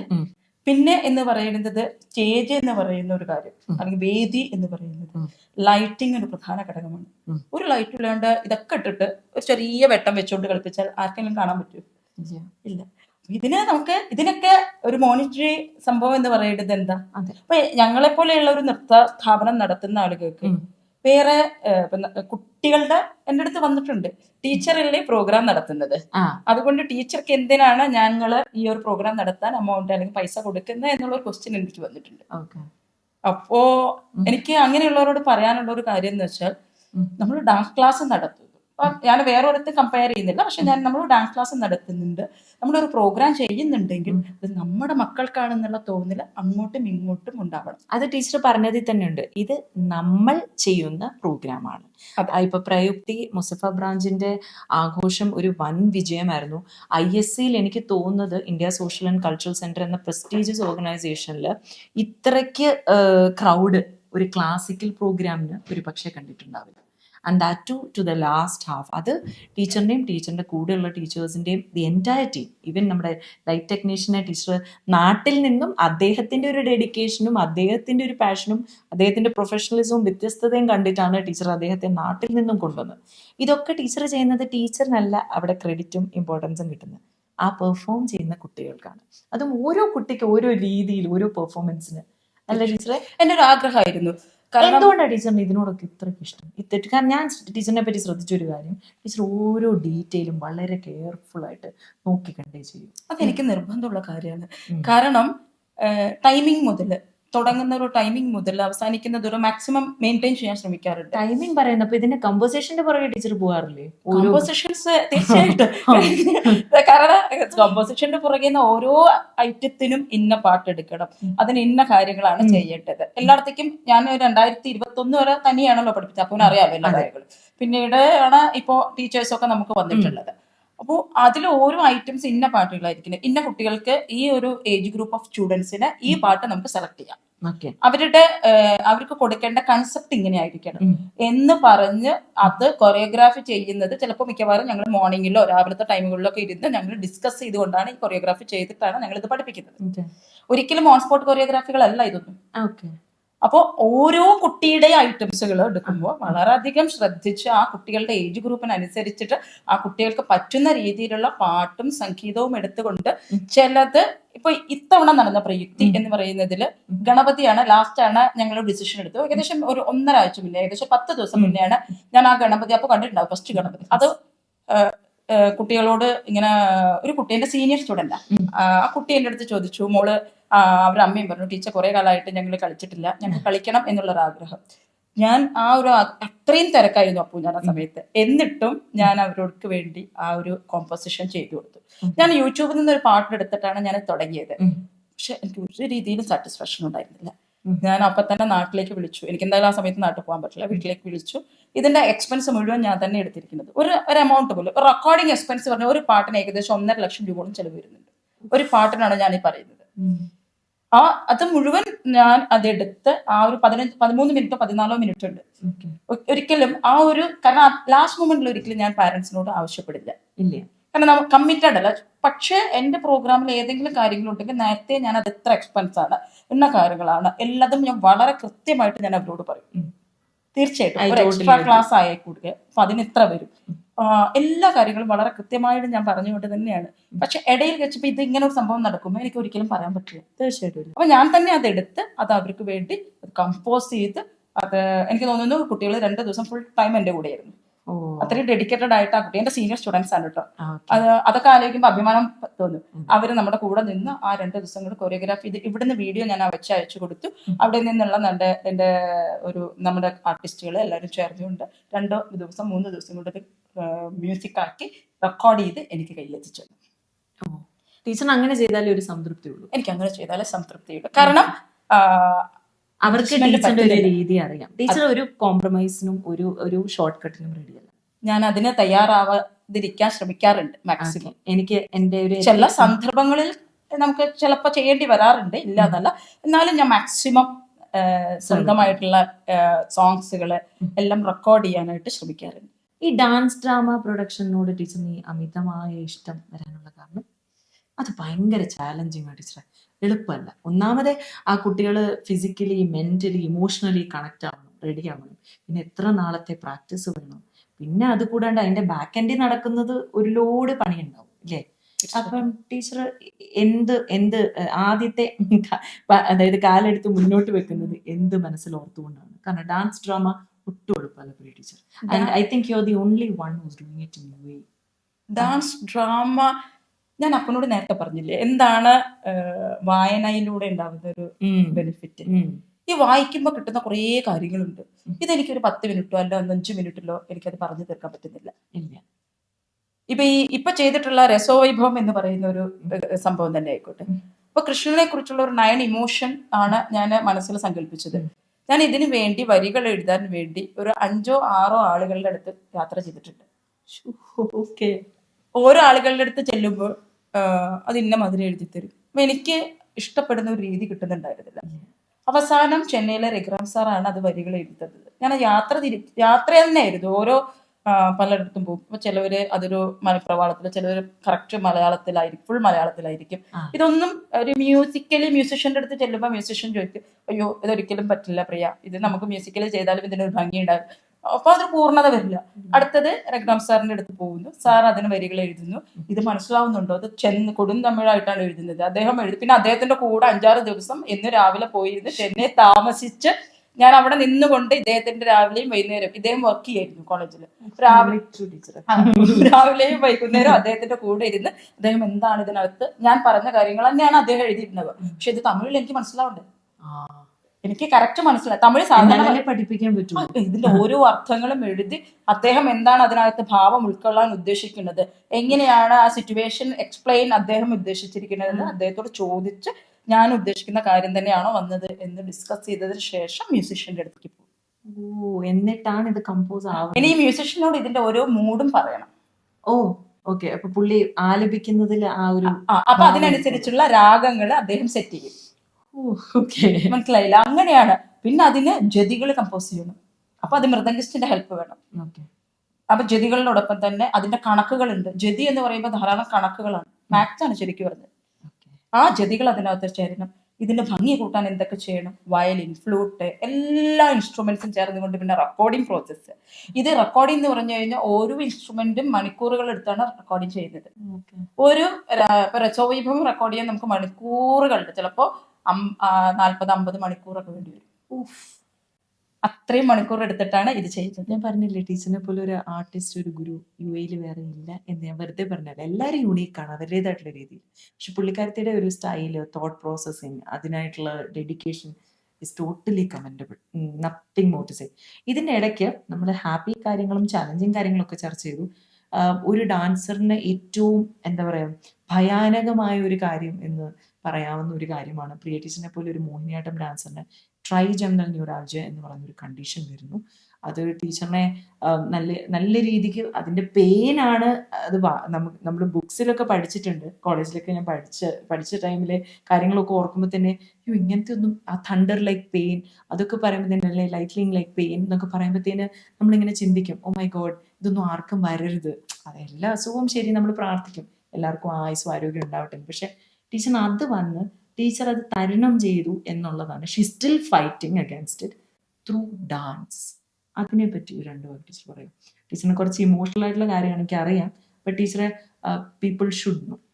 ടീച്ചർ ആ ഒരു സമയത്ത് അതിൻ്റെ ഒരു ഇനിഷ്യൽ ഫേസിൽ ഞാൻ ടീച്ചറിനെ കണ്ടിട്ടുണ്ട്. ആൻഡ് പുള്ളിക്കാരത്തി ഇന്ത്യയിലോട്ട് ട്രാവൽ ചെയ്ത് എനിക്ക് തോന്നുന്ന നെർവ് എൻഡിങ്സിൽ ആൽക്കഹോൾ ഇഞ്ചക്ഷൻ ഒക്കെ ചെയ്ത് അപ്പോഴും പേരൻസ് ആണ് സഹായിച്ചത്. ടീച്ചറിന്റെ സ്റ്റുഡന്റിന്റെ പേരന്റ് ആണ് നല്ലൊരു ഡോക്ടറിനെ കണ്ടെത്തി റെഫർ ചെയ്ത്. അദ്ദേഹം ഒരു മക്സിലോഫേഷ്യൽ സർജൻ ആണെന്ന് തോന്നുന്നു. അതെ, അല്ല അവര് ഇവിടെ എന്റെ സ്റ്റുഡന്റ് ആയിരുന്നു. അവരുടെ ഒരു ഡെന്റിസ്റ്റ് ആയിരുന്നു. പക്ഷെ അപ്പനോട് അന്ന് ഡിസ്കസ് ചെയ്തിട്ടില്ല. ഞാൻ ഇതുപോലെ ക്ലാസ്സിൽ ഇരിക്കുന്ന സമയത്ത് എന്റെ മുഖം എല്ലാം കണ്ടു ഭയങ്കര വേദന മാത്രമേ ഉള്ളൂ. എനിക്ക് എന്താണെന്ന് എനിക്ക് ഐഡന്റിഫൈ ചെയ്യാൻ പറ്റുന്നില്ല. വേദനിക്കുന്നു മാത്രമേ എനിക്ക് മനസ്സിലാവുള്ളൂ. ആ വേദനയിലും ക്ലാസ്സിൽ പോവും, വാ തുറക്കാൻ പറ്റുന്നില്ല, ഭക്ഷണം കഴിക്കാൻ പറ്റുന്നില്ല, വേദന മാത്രം. ക്ലാസ് തുടങ്ങാതിരിക്കാനായിട്ട് ക്ലാസ്സിൽ പോകും. അങ്ങനെ അവര് പാരന്റ് ക്ലാസ്സിനകത്തോട്ട് ടീച്ചർ എന്താ പറ്റി ചോദിച്ചപ്പോ ഞാൻ പറഞ്ഞു മൈഗ്രെയിൻ ആണ് തോന്നുന്നത്, നമുക്കത് മാത്രമല്ല അറിയുള്ളൂ. അപ്പൊ മൈഗ്രെയിൻ ആണെന്ന് തോന്നുന്നു പറഞ്ഞു. അപ്പൊ ഇത് ഇറ്റ്സ് നോട്ട് മൈഗ്രെയിൻ എന്നാണ് എന്നോട് പറഞ്ഞത്, ഇത് സംതിങ് വേറെ എന്തോ ആണ് എന്ന് പറഞ്ഞ് അവരാണ് എനിക്ക് ഇങ്ങനെ ഒരു സംഭവം എന്നത്. അവര് അതുപോലെ വേറൊരു ഡോക്ടറുണ്ട്, 2 പേര് ഇങ്ങനെയുള്ള കുറച്ച് നല്ല പാരന്റ്സ് ഉണ്ട് കേട്ടോ. അപ്പൊ അവരും എന്റെ അടുത്ത് ഇങ്ങനെ പറഞ്ഞു ഇങ്ങനെ ആവാൻ സാധ്യതയുണ്ട് എന്ന് പറഞ്ഞ് ഞാൻ അങ്ങനെ പിന്നെ കൊല്ലത്തേക്ക് ട്രാവൽ ചെയ്യാണ് ട്രീറ്റ്മെന്റിനായിട്ട്. അവിടെ ഡോക്ടർ വൈശാഖ് സുഗുവിന്റെ അണ്ടറിലായിരുന്നു ട്രീറ്റ്മെന്റ് ഉണ്ടായിരുന്നത്. ഇപ്പോഴും ഞാനിങ്ങനെ ഇതുപോലെ പെയിൻ വരുമ്പോൾ അദ്ദേഹത്തെ വിളിക്കും, അദ്ദേഹം ഇവിടുന്ന് ട്രീറ്റ്മെന്റ് പറയും, അല്ലെങ്കിൽ അതിനെന്താ വേണ്ടതെന്ന് വെച്ചാൽ അതുപോലെ. പിന്നെ മെന്റലി തകർന്നു പോകും. അപ്പൊ കാരണം ആ ഒരു നിമിഷത്തില്, കാരണം നമുക്ക് സംസാരിക്കാൻ പറ്റുന്നില്ല, ക്ലാസ് എടുക്കാൻ പറ്റുന്നില്ല, സാധാരണ മനുഷ്യരെ പോലെ ചിരിക്കാൻ പറ്റുന്നില്ല, ചിരിക്കാൻ ഭാവങ്ങൾ പറ്റുന്നില്ല. കാണിക്കാൻ നമ്മള് പറ്റുന്നില്ല. ഒരു വല്ലാത്ത ഒരു മാനസികാവസ്ഥയുടെ ഡിപ്രഷൻ ആണോ എനിക്ക് അതറിയില്ല എന്താ സംഭവം എന്ന്. നമ്മൾ ഒന്നിനോട് നമ്മളല്ലാതെ നമ്മൾ നമ്മളല്ലാത്ത അവസ്ഥ ആവുന്നു. ഈ വേദന മാത്രമേ ഉള്ളൂ. എല്ലാ ഡോക്ടേഴ്സിന്റെ അടുത്ത് പോകുമ്പോഴും ആർക്കും ഐഡന്റിഫൈ ചെയ്യാനും പറ്റുന്നില്ല. ഈ പെയിൻ പെയിൻ പെയിൻ പെയിൻ അത് മാത്രം. അത് അനുഭവിക്കുന്ന വ്യക്തിക്ക് മാത്രം അറിയാവുന്ന കൊടൂരമായിട്ടുള്ള വേദന. വേദന അനുഭവിക്കുന്നവർക്ക് മാത്രമേ അറിയൂ. ടീച്ചർ എങ്ങനെയാ തരണം ചെയ്തത്? പറയും. തീർച്ചയായും ഫസ്റ്റ് ഓഫ് ഓൾ അതിന് ഭഗവാന്റെ അനുഗ്രഹം എന്ന് പറയുന്നത്. ഈ ഭഗവാന്റെ അനുഗ്രഹം എങ്ങനെയാണ് വരുന്നത് വെച്ചാൽ അത് കറക്റ്റ് പ്ലേസിൽ നമ്മൾ എത്തിക്കുന്നതാണ് ദൈവാനുഗ്രഹം എന്ന് പറയുന്നത്. അല്ലാണ്ട് ദൈവം പ്രത്യക്ഷപ്പെട്ടിട്ട് വരൂ എന്നല്ല, നമ്മളെ അതിലേക്ക് നയിക്കുന്നതാണ് ഭഗവാന്റെ. നമ്മൾക്ക് അങ്ങനെയാണ് ഭഗവാനെ തൊട്ടറിയാൻ പറ്റുക, അല്ലെങ്കിൽ ദൈവത്തെ തൊട്ടറിയാൻ പറ്റുക. ഞാൻ അന്ന് ആ കൊല്ലത്തെത്തുന്നതും ഇതിന് ട്രീറ്റ്മെന്റ് എടുക്കുന്നതും ഇതൊന്നും ആർക്കും മനസ്സിലാവുന്ന. വേദനിക്കുന്നു എന്ന് പറയും, പക്ഷെ ഞാൻ മാക്സിമം വേദന പുറത്തേക്ക് കാണിക്കാതിരിക്കാൻ ശ്രമിക്കും. ഞാൻ ക്ലാസ്സിൽ പോവായിരുന്നു. അപ്പോൾ ഞാൻ അപ്പോഴും സന്തോഷം കണ്ടെത്തി ക്ലാസ്സിൽ പോകാനായിരുന്നു. ആ സമയത്ത് മൈക്ക് വെച്ച് ക്ലാസ് എടുക്കുന്നു. കുട്ടികളോട് ഞാൻ പറയും എനിക്ക് സംസാരിക്കാൻ വയ്യ, പക്ഷെ കുട്ടികൾ മനസ്സിലാക്കും കേട്ടോ. പക്ഷെ അന്ന് എനിക്ക് കുറച്ച് ചില പാരന്റ്സുകളൊക്കെ എന്റെ അടുത്ത് സപ്പോർട്ട് ചെയ്തതൊക്കെ എനിക്ക് മറക്കാൻ പറ്റില്ല അതൊന്നും. അപ്പൊ അതൊക്കെ വളരെ അത് കഴിഞ്ഞ് ട്രീറ്റ്മെന്റ് ചെയ്ത് എൻ്റെ അടുത്ത് ഡോക്ടർ ഇന്റർവ്യൂ ചെയ്തിരുന്നു. അവിടുത്തെ എന്താണ് ഡോക്ടർ അടുത്ത് പറഞ്ഞു പ്രിയയുടെ ഒരു ഇന്റർവ്യൂ വേണം, കാരണം ഇതെങ്ങനെ ചെയ്തു. കാരണം എൻ്റെ അടുത്ത് ഇപ്പോൾ കഴിഞ്ഞ ഒരു 2 മാസം മുന്നേ എൻ്റെ അടുത്ത് പറഞ്ഞിട്ടുണ്ടായിരുന്നു, ഡോക്ടറിൻ്റെ അടുത്ത് പറഞ്ഞു പ്രിയയുടെ അനുഭവം എങ്ങനെയായിരുന്നു എന്ന് പറയാമോ. കാരണം ഇതുപോലെ വേദനിച്ചിട്ട് പലരും വന്നിട്ട് ആളുകൾ പറയണത് എന്താണെന്ന് വെച്ചിട്ടുണ്ടെങ്കിൽ ഡിപ്രഷനാണ്, വേദന തോന്നലാണ്, വേദന ഇതൊക്കെയാണ് പറഞ്ഞിട്ട് ഒരു 15 വർഷമായിട്ട് ഒരു ലേഡി അനുഭവിച്ച ഒരു വേദന എടുത്തത്. അപ്പൊ എൻ്റെ അടുത്ത് പറഞ്ഞു പ്രിയ ഒന്ന് പറയൂ, അവർക്കൊന്ന് മനസ്സിലാവട്ടെ എന്ന് പറഞ്ഞു. അപ്പൊ അത് ഡോക്ടർ പറഞ്ഞത് ഡോക്ടർ എനിക്ക് മനസ്സിലാവും, ഡോക്ടർ വൈശാഖ ഡോക്ടർ പറഞ്ഞെടുത്ത് എനിക്കത് മനസ്സിലാവും. പക്ഷേ വേറൊരാൾക്ക് അത് മനസ്സിലാവാത്തത് പുറമെ ഒന്നും ഒന്നുമില്ല, സ്വല്യം പോലും ഇല്ല, ഒന്നുമില്ല. പക്ഷെ ഉള്ളില് സഹിക്കാൻ പറ്റാത്ത ഉള്ളിൽ സഹിക്കാൻ പറ്റാ, ചിരിക്കാൻ പറ്റത്തില്ല, ഭക്ഷണം കഴിക്കാൻ പറ്റാത്ത ഒരു അവസ്ഥ. എന്നിട്ട് ഈ 15 വർഷം വേദനിച്ച എന്തിനാ നോർമലായിട്ട് മുഖം പോലും കഴിയാൻ ടീച്ചർ ബുദ്ധിമുട്ട് കാണുമല്ലോ. തീർച്ചയായിട്ടും ഉറങ്ങാൻ പറ്റില്ല. നമുക്ക് ഉറങ്ങും നമ്മള്, അങ്ങനെയൊക്കെയുള്ള ഒരു ആ വേദന കൊണ്ടൊരു ക്ഷീണം വന്നിട്ട് വേദന കൊണ്ട് ഈ പെയിൻ കില്ലർ കഴിച്ചിട്ട് നമ്മൾ ഉറങ്ങും. എന്നിട്ട് ഞാൻ അവർക്ക് വേണ്ടി ഞാൻ ഒരു വീഡിയോ ചെയ്ത് അയച്ചു കൊടുത്തിട്ടുണ്ടായിരുന്നു ആ ഒരു ഡോക്ടർ പറഞ്ഞിട്ട്. പക്ഷെ ആ ഡോക്ടർ ഒത്തിരി വളരെയധികം സപ്പോർട്ട് ചെയ്തിട്ടുള്ള ഒരു ഡോക്ടറായിരുന്നു. എത്ര പറഞ്ഞാലും നന്ദി പറഞ്ഞാലും തീരില്ല. ഇപ്പോഴും എന്ത് വന്നാലും എനിക്ക് വിളിക്കാനുള്ള ഒരു സ്വാതന്ത്ര്യവും വെളിപ്പുറത്ത് ഡോക്ടർ ഉണ്ട്, ഡോക്ടർ ഉണ്ട്. അതൊക്കെ ഞാൻ പറയാ, ഇത് ഈ അസുഖം കൊണ്ട് നമ്മള് അനുഭവിച്ച വേദനയെ ഞാൻ മറികടന്നിട്ടുണ്ടെങ്കിൽ എന്റെ മുന്നിൽ ഒരു ലക്ഷ്യം മാത്രമേ ഉണ്ടായിരുന്നുള്ളൂ, നൃത്തം. ഫാമിലി ഇല്ല എന്നല്ല കേട്ടോ, ഫാമിലി സപ്പോർട്ട് ഉണ്ട്. കാരണം നമ്മൾ വേദനിക്കുമ്പോൾ അവർക്കൊരു വിഷമമുണ്ട്. തീർച്ചയായിട്ടും അല്ലേ, അതുണ്ട്. പക്ഷേ ഡാൻസ് ചെയ്യുമ്പോഴും ഡാൻസ് പാട്ട് കേൾക്കുമ്പോഴും അല്ലെങ്കിൽ ഈ വേദനയിലും നമ്മൾ കുറച്ച് കേട്ട് എന്തെങ്കിലും കൊറിയോഗ്രാഫി ചെയ്യുമ്പോഴും ഒക്കെ വെറുതെ ഇരിക്കുമ്പോൾ നമുക്ക് എന്തെങ്കിലുമൊക്കെ മനസ്സിലേക്ക് ഒരു തോട്ട് വരും, അത് അങ്ങനെ ചെയ്താൽ നല്ലായിരിക്കും, ഇതിങ്ങനെ ചെയ്താൽ. അപ്പൊ ഇതൊക്കെ ഒരു ടീച്ചർ പതുക്കെ പതുക്കെ വീണ്ടും പെർഫോമൻസിലേക്ക് ഞാൻ തിരിച്ചു വന്നു. കാരണം അത് കഴിഞ്ഞിട്ട് പെർഫോം ചെയ്യുമ്പോൾ ഒരു വല്ലാത്തൊരു ആനന്ദമാണത്. അതിനേക്കാളും ഒരുപാട് പേര് ഭയക്കും ഇങ്ങനത്തെ ഒരു സ്റ്റോറി പുറത്തു പറയാം. കാരണം ടീച്ചർ ഒരു ഡാൻസറാണ്, ഡാൻസ് ടീച്ചറാണ്. അതിൽ ഭാവാഭിനയത്തെ ബാധിക്കുന്ന ഒരു കണ്ടീഷൻ എന്ന് പറഞ്ഞാൽ തന്നെ ഏറ്റവും വലിയ ചാലഞ്ചാണ്. എന്നിട്ടും ടീച്ചർ അത് പബ്ലിക്കായിട്ട് പറഞ്ഞു. ടീച്ചറിന്റെ 2023 പ്രയുക്തിയില് സ്റ്റാൻഡിങ് ഒവേഷൻ കിട്ടിയൊരു മൊമെന്റ് ആണ്. ഞാൻ ടീച്ചറിന്റെ പെർമിഷൻ ചെറുതായിട്ടൊന്ന് എടുത്തിട്ട് ഞാനായിരുന്നു അവതരിപ്പിച്ചത്. It's blessed. പക്ഷെ അത് ടീച്ചർ അത് പുറത്ത് പബ്ലിക്കിൽ അറിയിക്കണം എന്നുള്ള ആ ഒരു ധൈര്യം എങ്ങനെ ടീച്ചർ? അത് എൻ്റെ അടുത്ത് ഡോക്ടറും കൂടെ പറഞ്ഞിട്ടുള്ള ഒരു കാര്യമായിരുന്നു. കാരണം ഇതുപോലെ വേദന അനുഭവിക്കുന്ന ധാരാളം ആളുകളുണ്ട്. തീർച്ചയായിട്ടും ഈ എന്താണ് വേദന എന്ന് അറിയുന്നില്ല. പലരുടെയും കാണാറുണ്ട് വേദന മൈഗ്രെയിൻ ആണ്, അല്ലെങ്കിൽ ചിലവർ പറയും അയ്യോ ഡിപ്രഷൻ ആണ് എന്നൊക്കെ പറയും. പക്ഷെ അത് ഡിപ്രഷനും മൈഗ്രെയിനും ഒന്നും അല്ല.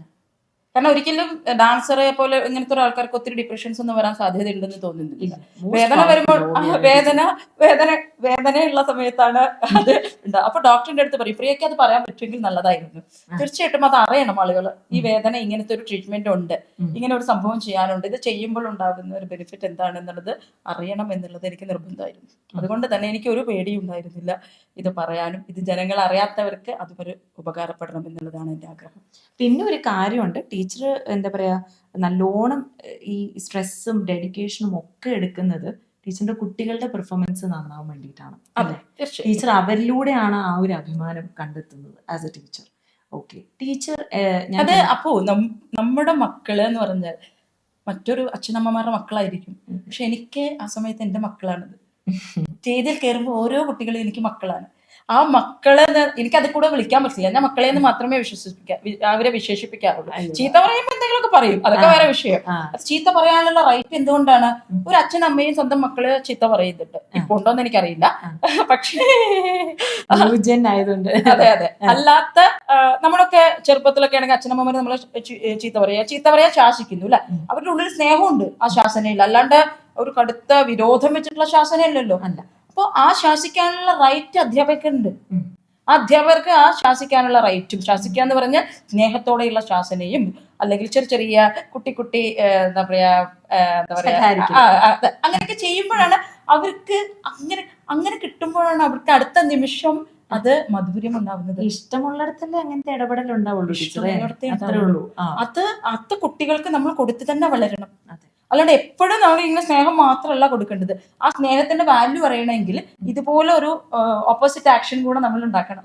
അതായത് ചെറിയ ഇപ്പൊ ലേറ്റ് ആയിട്ട് വരികയോ, അല്ലെങ്കിൽ അത് ചെയ്യാത്ത ഹോംവർക്ക് ചെയ്യാതെ വരികയോ, അല്ലെങ്കിൽ പ്രാക്ടീസ് ചെയ്താതെ വരികയോ, ഒരു 5 മിനിറ്റ് അവരെ മാറ്റി നിർത്തുക, അല്ലെങ്കിൽ 10 മിനിറ്റ് എന്താ പ്രാക്ടീസ് ചെയ്യാത്ത എന്ന് ചോദിക്കാനുള്ള റൈറ്റ് നമുക്ക് ഉണ്ടാവണം. അത് വേണ്ട ടീച്ചർക്ക്. ആ ഒരു ഫ്രീഡം ടീച്ചേഴ്സിന് കൊടുക്കുകയും തീർച്ചയായിട്ടും കൊടുക്കണ്ടേ.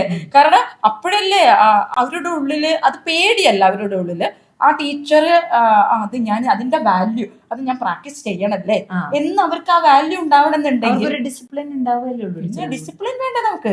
കാരണം ലൈഫിൽ ഒരു ഡിസിപ്ലിൻ കറക്റ്റ് ആയിട്ട് പോകണമെന്നുണ്ടെങ്കിൽ ഇതുപോലെയുള്ള അത് വീട്ടിലാണെങ്കിലും അച്ഛനമ്മമാര് മക്കളെ വേണ്ടടുത്ത് നമ്മൾ അത് ഉപദേശിക്കുകയും വേണ്ടടുത്ത് ചിലടത്ത് ശാസിക്കുകയും ഒക്കെ ചെയ്താൽ മാത്രമേ നല്ലൊരു ജനറേഷനെ അല്ലെങ്കിൽ നല്ല തലമുറ ഭൂമിയിൽ ഇനി വളരുകയുള്ളൂ.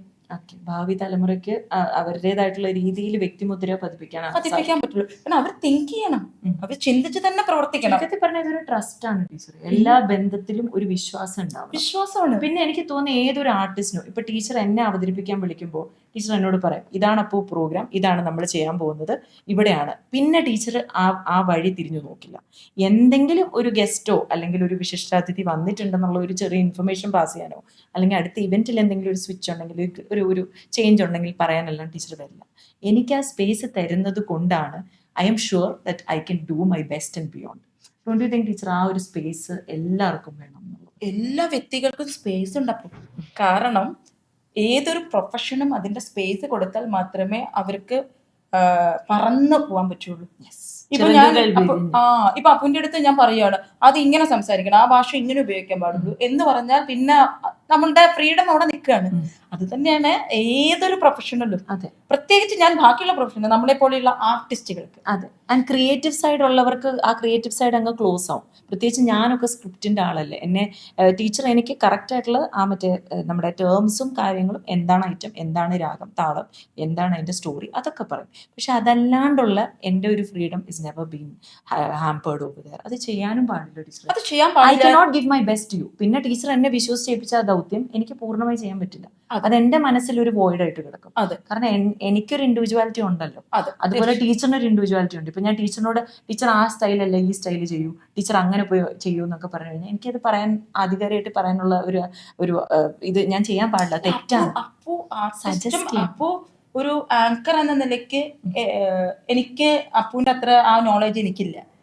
ആങ്കർ എന്ന നിലയ്ക്ക് അപ്പോ എനിക്ക് ഇങ്ങനെയൊക്കെയാണ് അപ്പോ ഐഡിയ. ഇത് ആങ്കർ എന്ന നിലയ്ക്ക് അതിനെ ഹാൻഡിൽ ചെയ്യാനുള്ള കംപ്ലീറ്റ് റെസ്പോൺസിബിലിറ്റിയും അപ്പൂന് തന്നെയാണ്. അവിടെ ഞാൻ കയറി ഇടപെടുകയാണെങ്കിൽ ഞാൻ ചെയ്താൽ പോരും. പിന്നെ ടീച്ചർ എനിക്ക് ആ ഫ്രീഡം തരുമ്പോൾ എനിക്കും എന്റെ ബെസ്റ്റ് ഇടാനുള്ള ഒരു കോൺഫിഡൻസ് ആവുകയാണ് അവിടെ. തീർച്ചയായിട്ടും. ഇപ്പൊ പ്രിയ ടീച്ചറിനോട് ടീച്ചറെ മറ്റുള്ളവർ ചെയ്യുന്ന പോലെ നമുക്ക് ഇങ്ങനെ ചെയ്താലോ അങ്ങനെ ചെയ്താലോ എന്നുള്ള സജഷൻസ് ഒക്കെ ഒരുപാട് ടീച്ചർ കേൾക്കുന്നുണ്ടാവും. പക്ഷെ ടീച്ചർ എങ്ങനെയാണ് അപ്പം you take your stand and say ഇതാണ് എന്റെ രീതി, അതെങ്ങനെയാണ് ടീച്ചർ ചെയ്യാറുള്ളത്? ടീച്ചർ ചെയ്യാന്ന് പറയുമ്പോൾ ഭയങ്കര ചാലഞ്ചിങ് ആണ്. കാരണം ടീച്ചർ ഞാൻ പറഞ്ഞല്ലോ എല്ലാം ഒരു ഡിസിപ്ലിനിലേ ചെയ്തു. അപ്പൊ ടീച്ചർ ആ ഒരു സ്റ്റേൺ ആയിട്ട് നിൽക്കുന്നത് എങ്ങനെയാണ്? നൃത്തത്തിന്റെ ക്ലാസ്സിലാണോ ഉദ്ദേശിക്കുന്നത്? ക്ലാസ്സിലും പിന്നെ പ്രയുക്തി ചെയ്യുന്ന ഓരോ ഇവന്റ്സിലും ഓരോ പെർഫോമൻസിലും ടീച്ചറിൻ്റെതായിട്ടുള്ള ഒരു ഡിസിഷനിൽ സ്റ്റിക്ക് ഓൺ ചെയ്യും എപ്പോഴും. അതെങ്ങനെ? അത് അങ്ങനെ അടുത്ത് ചോദിച്ചാൽ ചിലപ്പോൾ എക്സ്പ്ലെയിൻ ചെയ്യാൻ പറ്റുന്നുണ്ടാവില്ല. പക്ഷെ അതൊരു പക്ഷേ വന്ന വഴികൾ തന്നിട്ടുള്ള ഒരു എക്സ്പീരിയൻസ് ആയിരിക്കും എന്ന് വിശ്വസിക്കുന്നു. ടീച്ചറിന്റെ ഷോർട്ട് കട്ട് അല്ലായിരുന്നല്ലോ, കുട്ടിക്കാലം തൊട്ട് ഓരോ പടിയായിരുന്നല്ലോ അല്ലേ? ആ എക്സ്പീരിയൻസ് വളരെ വലുത് തന്നെയാണെന്ന് എനിക്ക് തോന്നുന്നുണ്ട്. കാരണം വന്ന കാലങ്ങളിൽ ഇത് എങ്ങനെയാണ് ഒരു പ്രോഗ്രാമിനെ ഹാൻഡിൽ ചെയ്യേണ്ടതെന്ന് നമുക്കറിയില്ലായിരുന്നു. കാരണം കണ്ടിട്ടുള്ള പരിചയം മാത്രമേ ഉള്ളൂ. പല വേദികളിലൂടെ കണ്ടിട്ടുണ്ട്, എങ്ങനെ ചെയ്യണമെന്ന് കണ്ടിട്ടുണ്ട്. അത് നോക്കി പിന്നെ ഒരു അധ്യാപിക എന്ന നിലയിൽ മോഡൽ സ്കൂൾ തന്നിട്ടുള്ള ഒരു എക്സ്പീരിയൻസ്, അന്ന് അവിടെ മലയാളം ഡിപ്പാർട്ട്മെന്റ് ഹെഡും കൂടെ ആയിരുന്നു. അപ്പൊ ആ ഒരു എക്സ്പീരിയൻസ് എനിക്ക് ലീഡ് ചെയ്യാനുള്ള ഒരു സംഭവം തന്നിട്ടുണ്ട്. ഇതെല്ലാം കൂടി ചേർന്ന് വരുമ്പോഴാണ് നമ്മൾ ഇങ്ങനത്തെ ഒരു പ്രയുക്തി എന്ന് പറയുന്ന ഒരു, ഇപ്പൊ കഴിഞ്ഞ വർഷം നടത്തിയ പോലെ ആയിരിക്കില്ല ചിലപ്പോൾ ഈ വർഷം നടത്തിയിട്ടുണ്ടാവും. കാരണം ഓരോ കഴിഞ്ഞ വർഷത്തെ നമുക്ക് നഷ്ടപ്പെട്ടില്ല അല്ലെങ്കിൽ മിസ്സായിട്ടുള്ള കുറെ കാര്യങ്ങൾ അത് ഡിസ്കസ് ചെയ്യും. അത് എന്തൊക്കെയാണ് നഷ്ടപ്പെട്ടിട്ടുള്ള അല്ലെങ്കിൽ എന്തൊക്കെയാണ് നമുക്ക് മിസ് ഔട്ട് ആയിട്ട് പോയിട്ടുള്ള കാര്യങ്ങൾ, അതെല്ലാം നോക്കി കണ്ട് അതിനെങ്ങനെ അപ്പൊ ഈ ഇത്തവണ വേറെ എന്തെങ്കിലും ആയിരിക്കും, അപ്പൊ അടുത്ത പ്രോഗ്രാമിൽ അതിനെയും കവർ ചെയ്യാൻ ശ്രമിക്കും. ഇങ്ങനെ ഈ ജേണി തുടർന്നുകൊണ്ടേയിരിക്കും, പരിശ്രമം തുടർന്നുകൊണ്ടേയിരിക്കും. അത് ഈ നിൽക്കുന്ന ആളുകൾക്ക് മാത്രമേ അത് നമുക്ക് ആ ഒരു പക്ഷത്തിലേക്ക് കയറി ഇടപെടുമ്പോഴാണ് നമുക്ക് ചിലപ്പോൾ ബുദ്ധിമുട്ട് അനുഭവപ്പെടുക. അതെങ്ങനെ എക്സ്പ്ലെയിൻ ചെയ്യാൻ, കാരണം ടീച്ചറിന് അതിൻ്റെതായിട്ടുള്ള ഒരു ഫ്രെയിം വർക്ക് ഓൾറെഡി മനസ്സിലുണ്ടാവും. അതിനായിട്ടുള്ള ബാക്ക് എൻഡില് പണികളൊക്കെ ടീച്ചർ കുറെ മുന്നേ തന്നെ തുടങ്ങിയിട്ടുണ്ടാവും. അപ്പൊ അത് ടീച്ചർ ഒരു പ്ലാനിൽ പോയിക്കൊണ്ടിരിക്കുമ്പോഴത്തേന് അത് പെട്ടെന്ന് ചിലപ്പോൾ കുറച്ച് ടൈം എടുത്തേക്കാം, അല്ലെങ്കിൽ ടീച്ചറിന്റെ ഒരു സ്കെഡ്യൂള് വേറെ രീതി ആയേക്കാം. അതെ, ഇപ്പൊ ഓരോന്നിനും ഷെഡ്യൂൾസുകൾ ഉണ്ട്. ഇപ്പൊ ഷെഡ്യൂൾസുകൾ ഇപ്പൊ ഒരു മേക്കപ്പിന് ഷെഡ്യൂൾസ് ഉണ്ട്, അല്ലെങ്കിൽ പ്രോഗ്രാംസിന്റെ ഷെഡ്യൂൾസുകൾ ഉണ്ട്. ഇതൊക്കെ ഓൺ ടൈം ആവുമ്പോൾ നമ്മളത് അപ്ലൈ ചെയ്യുന്നുണ്ട്, ഓരോ ഗ്രൂപ്പിനെ നമ്മൾ അറിയിക്കുന്നുണ്ട്. അത് ക്ഷമയോടെ കൂടെ കാത്തിരിക്കുക. സിമ്പിൾ ആയിട്ട് പറഞ്ഞ ടീച്ചറെ, സ്കൂളിൽ പോയിട്ട് നമ്മൾ പറയില്ലല്ലോ സെക്കൻഡ് ടേമിന്റെ സിലബസ് ഫസ്റ്റ് ടേമിലെ തീർക്കൂന്ന്. അതുപോലെ തന്നെ ഇതിന് ഒരു പാറ്റേൺ ഉണ്ട്, ഒരു രീതിയുള്ള പാറ്റേൺ ഉണ്ട്. പ്രോഗ്രാം നടത്തുന്നതിലായിക്കോട്ടെ, പഠിപ്പിക്കുന്നതിലായിക്കോട്ടെ സിലബസ് ഉണ്ട്. ടീച്ചർ അക്സെപ്റ്റ് ചെയ്യുന്ന 5 വയസ്സ് മുതലുള്ള കുട്ടികളാണ്. 5 വയസ്സുള്ള ടീച്ചർ പ്രോത്സാഹിപ്പിച്ച് പ്രവാസ ലോകത്ത് വന്ന് എത്രയോ വർഷങ്ങളായിട്ട് ഡാൻസ് വിട്ട അമ്മമാര് വീണ്ടും ടീച്ചറിന്റെ അടുത്ത് സ്റ്റുഡന്റ് ആയിട്ട് ജോയിൻ ചെയ്തവരുണ്ട് അല്ലേ? അതിനെ കുറിച്ച് രണ്ടു വാക്ക് പറയൂ ടീച്ചർ. അവര് ചെയ്യുമ്പോൾ ഭയങ്കര അധികം സന്തോഷമുള്ള കാര്യമാണ്. കാരണം ചിലവര് ദുബായ് വരെ ട്രാവൽ ചെയ്യും, രാവിലെ മുതൽ വൈകിട്ട് വരെ. രാവിലെ പോയി ജോലി കഴിഞ്ഞ് തിരിച്ചു വന്നിട്ട് പിന്നെ വരുന്നത് 8 മണിക്ക് 8:30 ക്ലാസ് കഴിഞ്ഞ് 9:30 വരെ അല്ലെങ്കിൽ 10 മണി വരെ ക്ലാസ് എഴുതിട്ട് വീണ്ടും രാവിലെ ദുബായിക്ക് 6 മണിക്ക് പോകുന്ന ധാരാളം കുട്ടികളല്ല അമ്മമാരായിട്ടുള്ള ശിക്ഷകര് എനിക്കുണ്ട്. അവരെ കാണുമ്പോൾ എനിക്ക് റെസ്പെക്റ്റ് ആണ്. ഞാൻ ചോദിക്കും, എങ്ങനെ കുട്ടി ഇങ്ങനെ രാവിലെ എഴുന്നേറ്റ് പോകണ്ടേ? എനിക്കത് ആലോചിക്കാൻ വയ്യ. ചിന്തിക്കുമ്പോ തന്നെ ഒരു ടെൻഷനാണ്. ഈ പ്രോഗ്രാം ഡേയ്സ് ദിവസവും അങ്ങനെ ചെയ്യുന്നവരുണ്ട്, ദിവസവും പ്രാക്ടീസിന് വരുമായിരുന്നു. അപ്പോ അതൊക്കെ അവർക്ക് അതിനോടുള്ള ഒരു പാഷൻ ഉണ്ട്. ആ പാഷൻ മാത്രമല്ല, ആ കലയോടുള്ള ഇഷ്ടം, പിന്നെ അധ്യാപിക എന്ന നിലയിൽ എന്നോടുള്ള ട്രസ്റ്റ്, ആ ട്രസ്റ്റ് ഉണ്ട്. അതില്ലാണ്ട് നടക്കില്ലല്ലോ ടീച്ചറെ. അതാണ് അവരുടെ ഡ്രൈവിംഗ് ഫോഴ്സ്. മാം ഞങ്ങൾക്ക് വേണ്ടി പഠിപ്പിക്കുമ്പോൾ ഞങ്ങൾ അതിന്റെ ഒരു ഭാഗമായിരുന്നു, ഞങ്ങൾ അത് അറ്റൻഡ് ചെയ്തില്ലേ, ഞങ്ങൾക്കല്ലേ നഷ്ടം എന്ന ബോധം. അവര് വന്ന് നമ്മളെ ഹഗ് ചെയ്യുന്ന ഒരു അവസ്ഥയുണ്ട്. അപ്പൊ അറിയാം, ഞാൻ ഇപ്രാവശ്യം മൊമെന്റോക്ക് ഞാൻ വേറെ ടീച്ചേഴ്സിനെ ഏൽപ്പിച്ച് താഴേക്ക് പോയപ്പോ ഒരു ഗ്രൂപ്പ് ഓഫ് പാരന്റ്സ്, ഇതുപോലെ അമ്മമാരുടെ ഒരു ഗ്രൂപ്പ്, അമ്മമാരല്ല അങ്ങനെ പറഞ്ഞാൽ ചിലപ്പോൾ അവർക്ക് ഇഷ്ടം ഉണ്ടാവില്ല, കൊച്ചുകുട്ടികൾ കൂട്ടത്തിൽ ഏറ്റവും ചെറിയ കുട്ടികളുടെ അമ്മമാർ. അപ്പൊ അവരെന്റെ അടുത്ത് വന്നു, ടീച്ചർ തരണം, ഞങ്ങൾക്ക് മൊമെന്റോ തരണം പ്ലീസ്. അതൊക്കെയാണ് ഇത് നൃത്തം തരുന്ന സന്തോഷം. ആ ഒരു മൊമെന്റിലാണ് നമുക്ക് ഇനിയും ഇത് മുന്നോട്ട് തന്നെ പോകാം. ചില വേദനിപ്പിക്കുന്ന സന്ദർഭങ്ങളിൽ പലപ്പോഴും എനിക്ക് അപ്പൊ തോന്നിയിട്ടുണ്ട്, നൃത്തം ഉപേക്ഷിക്കണം എന്നല്ല, ഈ ഫീൽഡിൽ തന്നെ ഇനി പോണോ എന്നുള്ള നിമിഷങ്ങളൊക്കെ നമുക്ക് തോന്നി. അങ്ങനെ ചിന്തിച്ചൂടെ ടീച്ചറെ? അതുകൊണ്ടല്ല, അതിന്റെ പിന്നിലുണ്ടാകുന്ന വേദന ഭയങ്കരമായിട്ടാണ്. ടീച്ചറെ ഒരു പറച്ചിലുണ്ട്, എന്തെന്ന് വെച്ചാല് ദൈവം, അതായത് നമ്മുടെ സൃഷ്ടാവ് നമുക്ക് ഓരോ പരീക്ഷണങ്ങൾ തരുന്നുണ്ടെങ്കിൽ നമുക്ക് താങ്ങാവുന്നതേ തരും. ടീച്ചറിന് ഇത് തരുന്ന എന്തിനാന്ന് വെച്ചാൽ അപ്പൊ ടീച്ചറിന്റെ ക്രിയേറ്റീവ് മൈൻഡ് കുറച്ചും കൂടെ ഓണാവും, പുതിയൊരു സംഭവം വരും. പിന്നെ 2027 നടക്കാൻ പോകുന്ന പ്രയുക്തിയിൽ ഏത് തരം ഡാൻസ് ഡ്രാമയാണോ, അതായത് ഒരു ക്ലാസിക്കൽ പ്രോഗ്രാമിന് കണ്ണിമ തെറ്റാതെ ആൾക്കാരിരുന്ന് കാണുന്നതൊക്കെ കാണണമെങ്കിൽ ഇനി വരുന്ന ജൂൺ 28 ഇന്ത്യ സോഷ്യൽ സെന്ററിലുണ്ട്. എല്ലാവരെയും സാദരം ക്ഷണിച്ചു കൊള്ളുന്നു. You will understand what I am talking about. ടീച്ചറിന്റെ ആ ഒരു ക്രിയേറ്റീവ് സൈഡ് ആക്റ്റീവ് ആകുകയുള്ളൂ. ടീച്ചറെ, ഇപ്പോൾ ഉള്ള വരും തലമുറ, ഇപ്പോൾ വളർന്നുകൊണ്ടിരിക്കുന്ന കുഞ്ഞുങ്ങൾ, ഇവർക്കൊക്കെ ടീച്ചറിന് കൊടുക്കാനുള്ള ഒരു അഡ്വൈസ് എന്താ? ഇപ്പം അറിയാമല്ലോ, ഒരുപാട് നമ്മൾ കേൾക്കുന്ന വാർത്തകളൊക്കെ തന്നെ നമ്മൾ ഞെട്ടിപ്പിക്കുന്നതാണ്. ഡ്രഗ് അഡിക്ഷൻ ആയിക്കോട്ടെ, ഡിപ്രഷൻ ആയിക്കോട്ടെ. ടീച്ചർ ഇപ്പോൾ പറഞ്ഞ പോലെ എനിക്ക് ഡിപ്രഷൻ വരാൻ ഒരു സാധ്യതയില്ലല്ലോ, ഞാൻ ഡാൻസ് ചെയ്യുന്നതല്ലേ. കാരണം അത് ഏറ്റവും പവർഫുൾ യോഗയാണ്, അത് നമ്മുടെ മൈൻഡിനെയും ബോഡിയും കൺട്രോൾ ചെയ്യാൻ സഹായിക്കും. അപ്പൊ അങ്ങനെയുള്ള ടീച്ചർ സ്ട്രെസ്സിനെയും അത് തരണം ചെയ്യുക. ഇത്തരത്തിലുള്ള കുറച്ച് നെഗറ്റീവ് കാര്യങ്ങൾ ലൈഫിൽ സംഭവിച്ചുകൊണ്ടിരിക്കും, അതും തരണം ചെയ്യുക. ടീച്ചറാണ്, എന്നാൽ കൂടി എൻ്റെ ഒരു എക്സ്പീരിയൻസ് വെച്ച് ഞാൻ എൻ്റെ എളിയ വാക്കുകൾ പറയുന്നു. അപ്പൊ ഞാൻ ടീച്ചറിനോട് ചോദിക്കുന്നത്, ടീച്ചറിന്റെ ഒരു അഡ്വൈസ് എന്താ? അപ്പുന് പറയാനുള്ള റൈറ്റ് ഉണ്ട്, കാരണം അപ്പുന് എന്നെ ഏറ്റവും കൂടുതൽ അറിയുന്ന ഒരാളാണ്. അപ്പൊ അത് തീർച്ചയായിട്ടും അപ്പുന് പറയാൻ പറ്റും. ഒരാളുടെ മനസ്സറിഞ്ഞിട്ട് പിന്നെ നമ്മളത് പറയാണ്ടിരിക്കുന്നത്. കാരണം ചില മനുഷ്യര് ഈ ഭൂമിയിൽ ജനിച്ചിരിക്കുന്നത് നല്ലൊരു ഉദ്ദേശത്തോടെ മാത്രമാണ്. അവരെ കൊണ്ട് കഴിയുന്ന നല്ലത് മാത്രം ചെയ്യുക, അവർക്കുള്ള കഴിവ്, അവരെ അഭ്യസിച്ച കല നല്ല രീതിയിൽ പഠിപ്പിക്കുക എന്നൊക്കെ പറഞ്ഞ് നിൽക്കുന്ന ടീച്ചേഴ്സ് നമുക്കൊക്കെ കിട്ടുക എന്ന് പറഞ്ഞാൽ തന്നെ ദൈവാനുഗ്രഹമാണ്. ടീച്ചർ പറഞ്ഞത് അത് the creators taking us there and she is a perfectionist. അത് നമ്മുടെ ലൈഫിലേക്കും നമ്മൾ ഡിസിപ്ലിനോടുകൂടി പെർഫെക്ഷനോടുകൂടി കാര്യങ്ങൾ ചെയ്താൽ നല്ലതേ സംഭവിക്കും. ചാലഞ്ച് ഉണ്ടാവും, പക്ഷെ നല്ലതേ സംഭവിക്കുള്ളൂ. അപ്പോൾ ഞാൻ ടീച്ചറിനോട് ചോദിക്കുന്നു, ഈ കുട്ടികളോട് ടീച്ചറിന് കൊടുക്കാനുള്ള അഡ്വൈസ് എന്താ? ഇത്ര നാൾ ഏകദേശം 2 പതിറ്റാണ്ടായിട്ട് ടീച്ചർ ഒരു അധ്യാപികയാണ്. അപ്പോൾ ഇപ്പോൾ നടക്കുന്ന കാര്യങ്ങളും ഇതൊക്കെ വെച്ചിട്ട് ഡാൻസുമായിട്ടും ഡാൻസ് ടീച്ചിങ് ആയിട്ടും ഒക്കെ ഒരുപാട് എക്സ്പീരിയൻസ് ടീച്ചറുണ്ട്. What is your advice to them? And dance പഠിക്കാൻ താല്പര്യമുള്ള കുട്ടികളോടും ഒരു ചെറിയ മോട്ടിവേഷൻ പ്ലീസ്. എനിക്കെൻ്റെ വരും തലമുറകൾ വരുന്ന കുഞ്ഞുങ്ങളോടും ഇപ്പോൾ എനിക്ക് നൃത്ത ക്ലാസ്സിൽ വരുന്ന കുട്ടികളോടും പറയാനുള്ള ഒരു കാര്യം, ഭഗവാന്റെ അല്ലെങ്കിൽ ദൈവത്തിന്റെ വരദാനമാണ് നമുക്ക് കല. നിങ്ങൾ ഏത് പ്രൊഫഷൻ സ്വീകരിച്ചോളൂ, ഡോക്ടർ ആയിക്കോളൂ, എഞ്ചിനീയർ ആയിക്കോളൂ, പൈലറ്റ് ആയിക്കോളൂ, എന്ത് വേണമെങ്കിലും നിങ്ങൾക്ക് സ്വീകരിക്കാം. അത് നിങ്ങൾക്ക് തീർച്ചയായും ചെയ്യണം. കാരണം ജീവിതത്തിൽ ഒരു മുതൽക്കൂട്ട്, വരുമാനം ഒക്കെ നമുക്കുണ്ടാവണം. പക്ഷേ വരുമാനത്തിനോടൊപ്പം തന്നെ നമുക്ക് ജീവിതത്തിൽ വേണ്ടത് സന്തോഷവും മനസ്സമാധാനവും നമ്മുടെ പീസ് ഓഫ് മൈൻഡുമാണ്, അല്ലെ? അപ്പൊ ഈ ഒരു പീസ് ഓഫ് മൈൻഡിന് വേണ്ടി നമ്മുടെ കൂടെ ഒരു കല തീർച്ചയായും കൊണ്ടുപോകേണ്ടതുണ്ട്. അത് നിങ്ങൾക്ക് ഇഷ്ടമുള്ള കലയായിക്കോട്ടെ.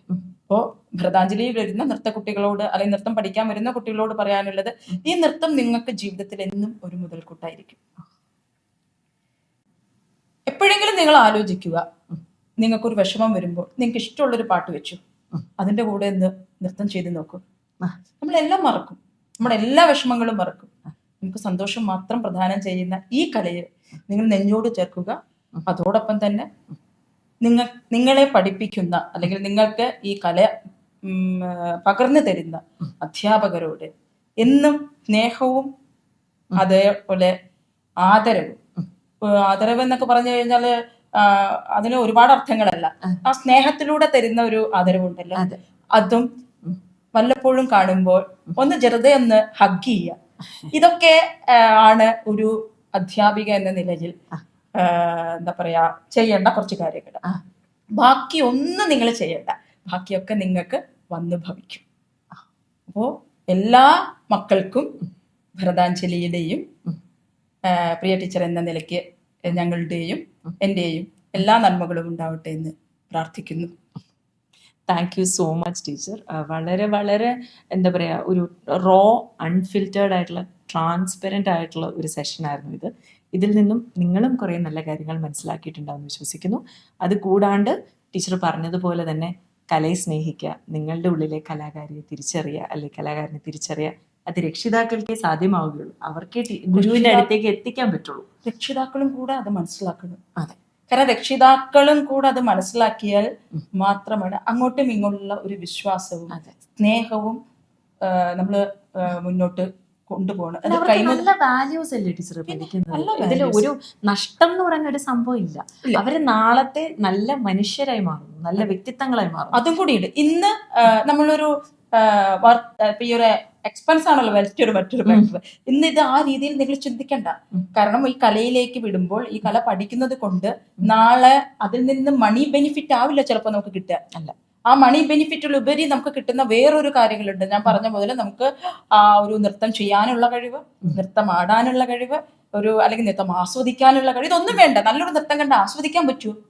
ഇതൊക്കെ പഠിച്ചത് കൊണ്ട് തന്നെയാണ് നമുക്ക് ചെയ്യാൻ പറ്റുന്നത്. തീർച്ചയായിട്ടും. അപ്പോൾ ഒരിക്കലും നമ്മൾ ഈ ഒരു നൃത്ത ക്ലാസ്സിലായിക്കോട്ടെ അല്ലെങ്കിൽ കലയ്ക്ക് വേണ്ടി സ്പെൻഡ് ചെയ്യുന്ന ഈ ഒരു എമൗണ്ട് വേസ്റ്റ് ആവുന്നു എന്നുള്ള ചിന്ത മനസ്സിലുണ്ടാവരുത്. ഇല്ല, അത് തീർച്ചയായിട്ടും എന്നും ജീവിതത്തിൽ ഇൻവെസ്റ്റ്മെന്റ് ഫോർ ലൈഫ്. ഇൻവെസ്റ്റ്മെന്റ്, അത് നിങ്ങൾ അറിയാത്തൊരു ഇൻവെസ്റ്റ്മെന്റ് ആണ്. നിങ്ങളുടെ ബ്ലഡിലൂടെ ആയിക്കോട്ടെ, നിങ്ങളുടെ ശരീരത്തിന്റെ ഓരോ രക്തത്തിന്റെ ഭാഗങ്ങളിലൂടെ കടന്നു പോകുന്ന ഒരു വലിയ ഇൻവെസ്റ്റ്മെന്റ് തന്നെയാണ്. Beautiful beautiful. ടീച്ചർ പറഞ്ഞ പോലെ ടീച്ചറിന് ഇതെല്ലാം ബോഡി ആൻഡ് സോൾ തെറാപ്പിയാണ് അല്ലേ ടീച്ചർ? തീർച്ചയായിട്ടും സോൾ തെറാപ്പി തന്നെ, സോൾ ആൻഡ് ബോഡി തെറാപ്പി തന്നെയാണ് നൃത്തം. ഇന്ന് എനിക്ക് എൻ്റെ ചില വിഷമങ്ങളും അല്ലെങ്കിൽ വേദനകളും ശാരീരികമായ പ്രശ്നങ്ങളും ഉണ്ടെങ്കിൽ അതെല്ലാം എനിക്ക് തരുന്നത് നൃത്തമാണ്. ഇന്ന് എനിക്ക് എന്ത് തന്നിട്ടുണ്ടെങ്കിലും ഈ നൃത്തം തന്നെയാണ് എന്നുള്ളത്, എൻ്റെ ഭഗവാൻ എന്ന് പറയുന്നത് നൃത്തമാണ്. ബ്യൂട്ടിഫുൾ ബ്യൂട്ടിഫുൾ, വെൽ സെഡ് ടീച്ചറെ. അപ്പോൾ ഞാൻ പോലും എന്താ പറയുക ലയിച്ച് മറന്നുപോയ ഒരു പോഡ്കാസ്റ്റ് സെഷനാണ്. താങ്ക് യു പ്രിയ ടീച്ചറെ. മനസ്സ് തുറന്ന് ഒരുപാട് നല്ല കാര്യങ്ങൾ, പിന്നെ ടീച്ചർ ആരാന്ന് ഒന്ന് ഇൻ ഡെപ്ത് എല്ലാവരും അറിയണം എന്ന് എനിക്കൊരു ആഗ്രഹം ഉണ്ടായിരുന്നു. ഈ പോഡ്കാസ്റ്റ് സെഷനിലൂടെ ഈ ഒരു ആർട്ടിസ്റ്റിനെയും ഈ ഒരു ഡെഡിക്കേറ്റഡ് ആയിട്ടുള്ള ടീച്ചറിനെ പറ്റി കുറച്ച് വിശദ വിവരങ്ങൾ നിങ്ങൾക്ക് ലഭിച്ചിട്ടുണ്ട്, നിങ്ങൾക്ക് മനസ്സിലായിട്ടുണ്ടെന്ന് വിശ്വസിക്കുന്നു. താങ്ക് യു സോ മച്ച് പ്രിയ ടീച്ചറെ. ഈ ഒരു പാഷൻ, ഈ ഒരു ഡ്രൈവിംഗ് എനർജി ഇങ്ങനെ തന്നെ മുന്നോട്ട് കൊണ്ടുപോകാം. ടീച്ചറിനെ പോലെയുള്ള ടീച്ചേഴ്സ് ലിമിറ്റഡ് എഡിഷൻസ് ആണ്, അത് വളരെ റെയർ ആണ്. നമ്മൾ പറയില്ലേ റെയർ ജെംസ് എന്നൊക്കെ പറയും, അതുപോലത്തെ ഒരു ക്യാരക്ടറാണ്. എന്ത് പ്രശ്നം വന്നോടെ ടീച്ചർ തരണം ചെയ്യും. With all due respect. അപ്പോൾ ഗുരുപ്രണാമം. Thank you so much. Thank you Appu. എന്നുമുള്ള ഈ സ്നേഹവും ഈ ഒരു അങ്ങോട്ടും ഇങ്ങോട്ടുള്ള അറിയാനുള്ള ഒരു, അതായത് തിരിച്ചറിയാനുള്ള ഒരു മനസ്സും. ഓക്കെ, ഒരു ഡോക്ടർ ആയതുകൊണ്ടായിരിക്കാം ചിലപ്പോൾ അങ്ങനെ. എന്തായാലും എല്ലാ നന്മയും അപ്പൂവിനും വരട്ടെ. താങ്ക് യു സോ മച്ച് ടീച്ചറെ. അപ്പോൾ നമ്മൾ അടുത്ത സെഷനിൽ മറ്റൊരു ഗസ്റ്റുമായി വീണ്ടും കാണാം. നന്ദി, നമസ്കാരം. Thank you Priya teacher.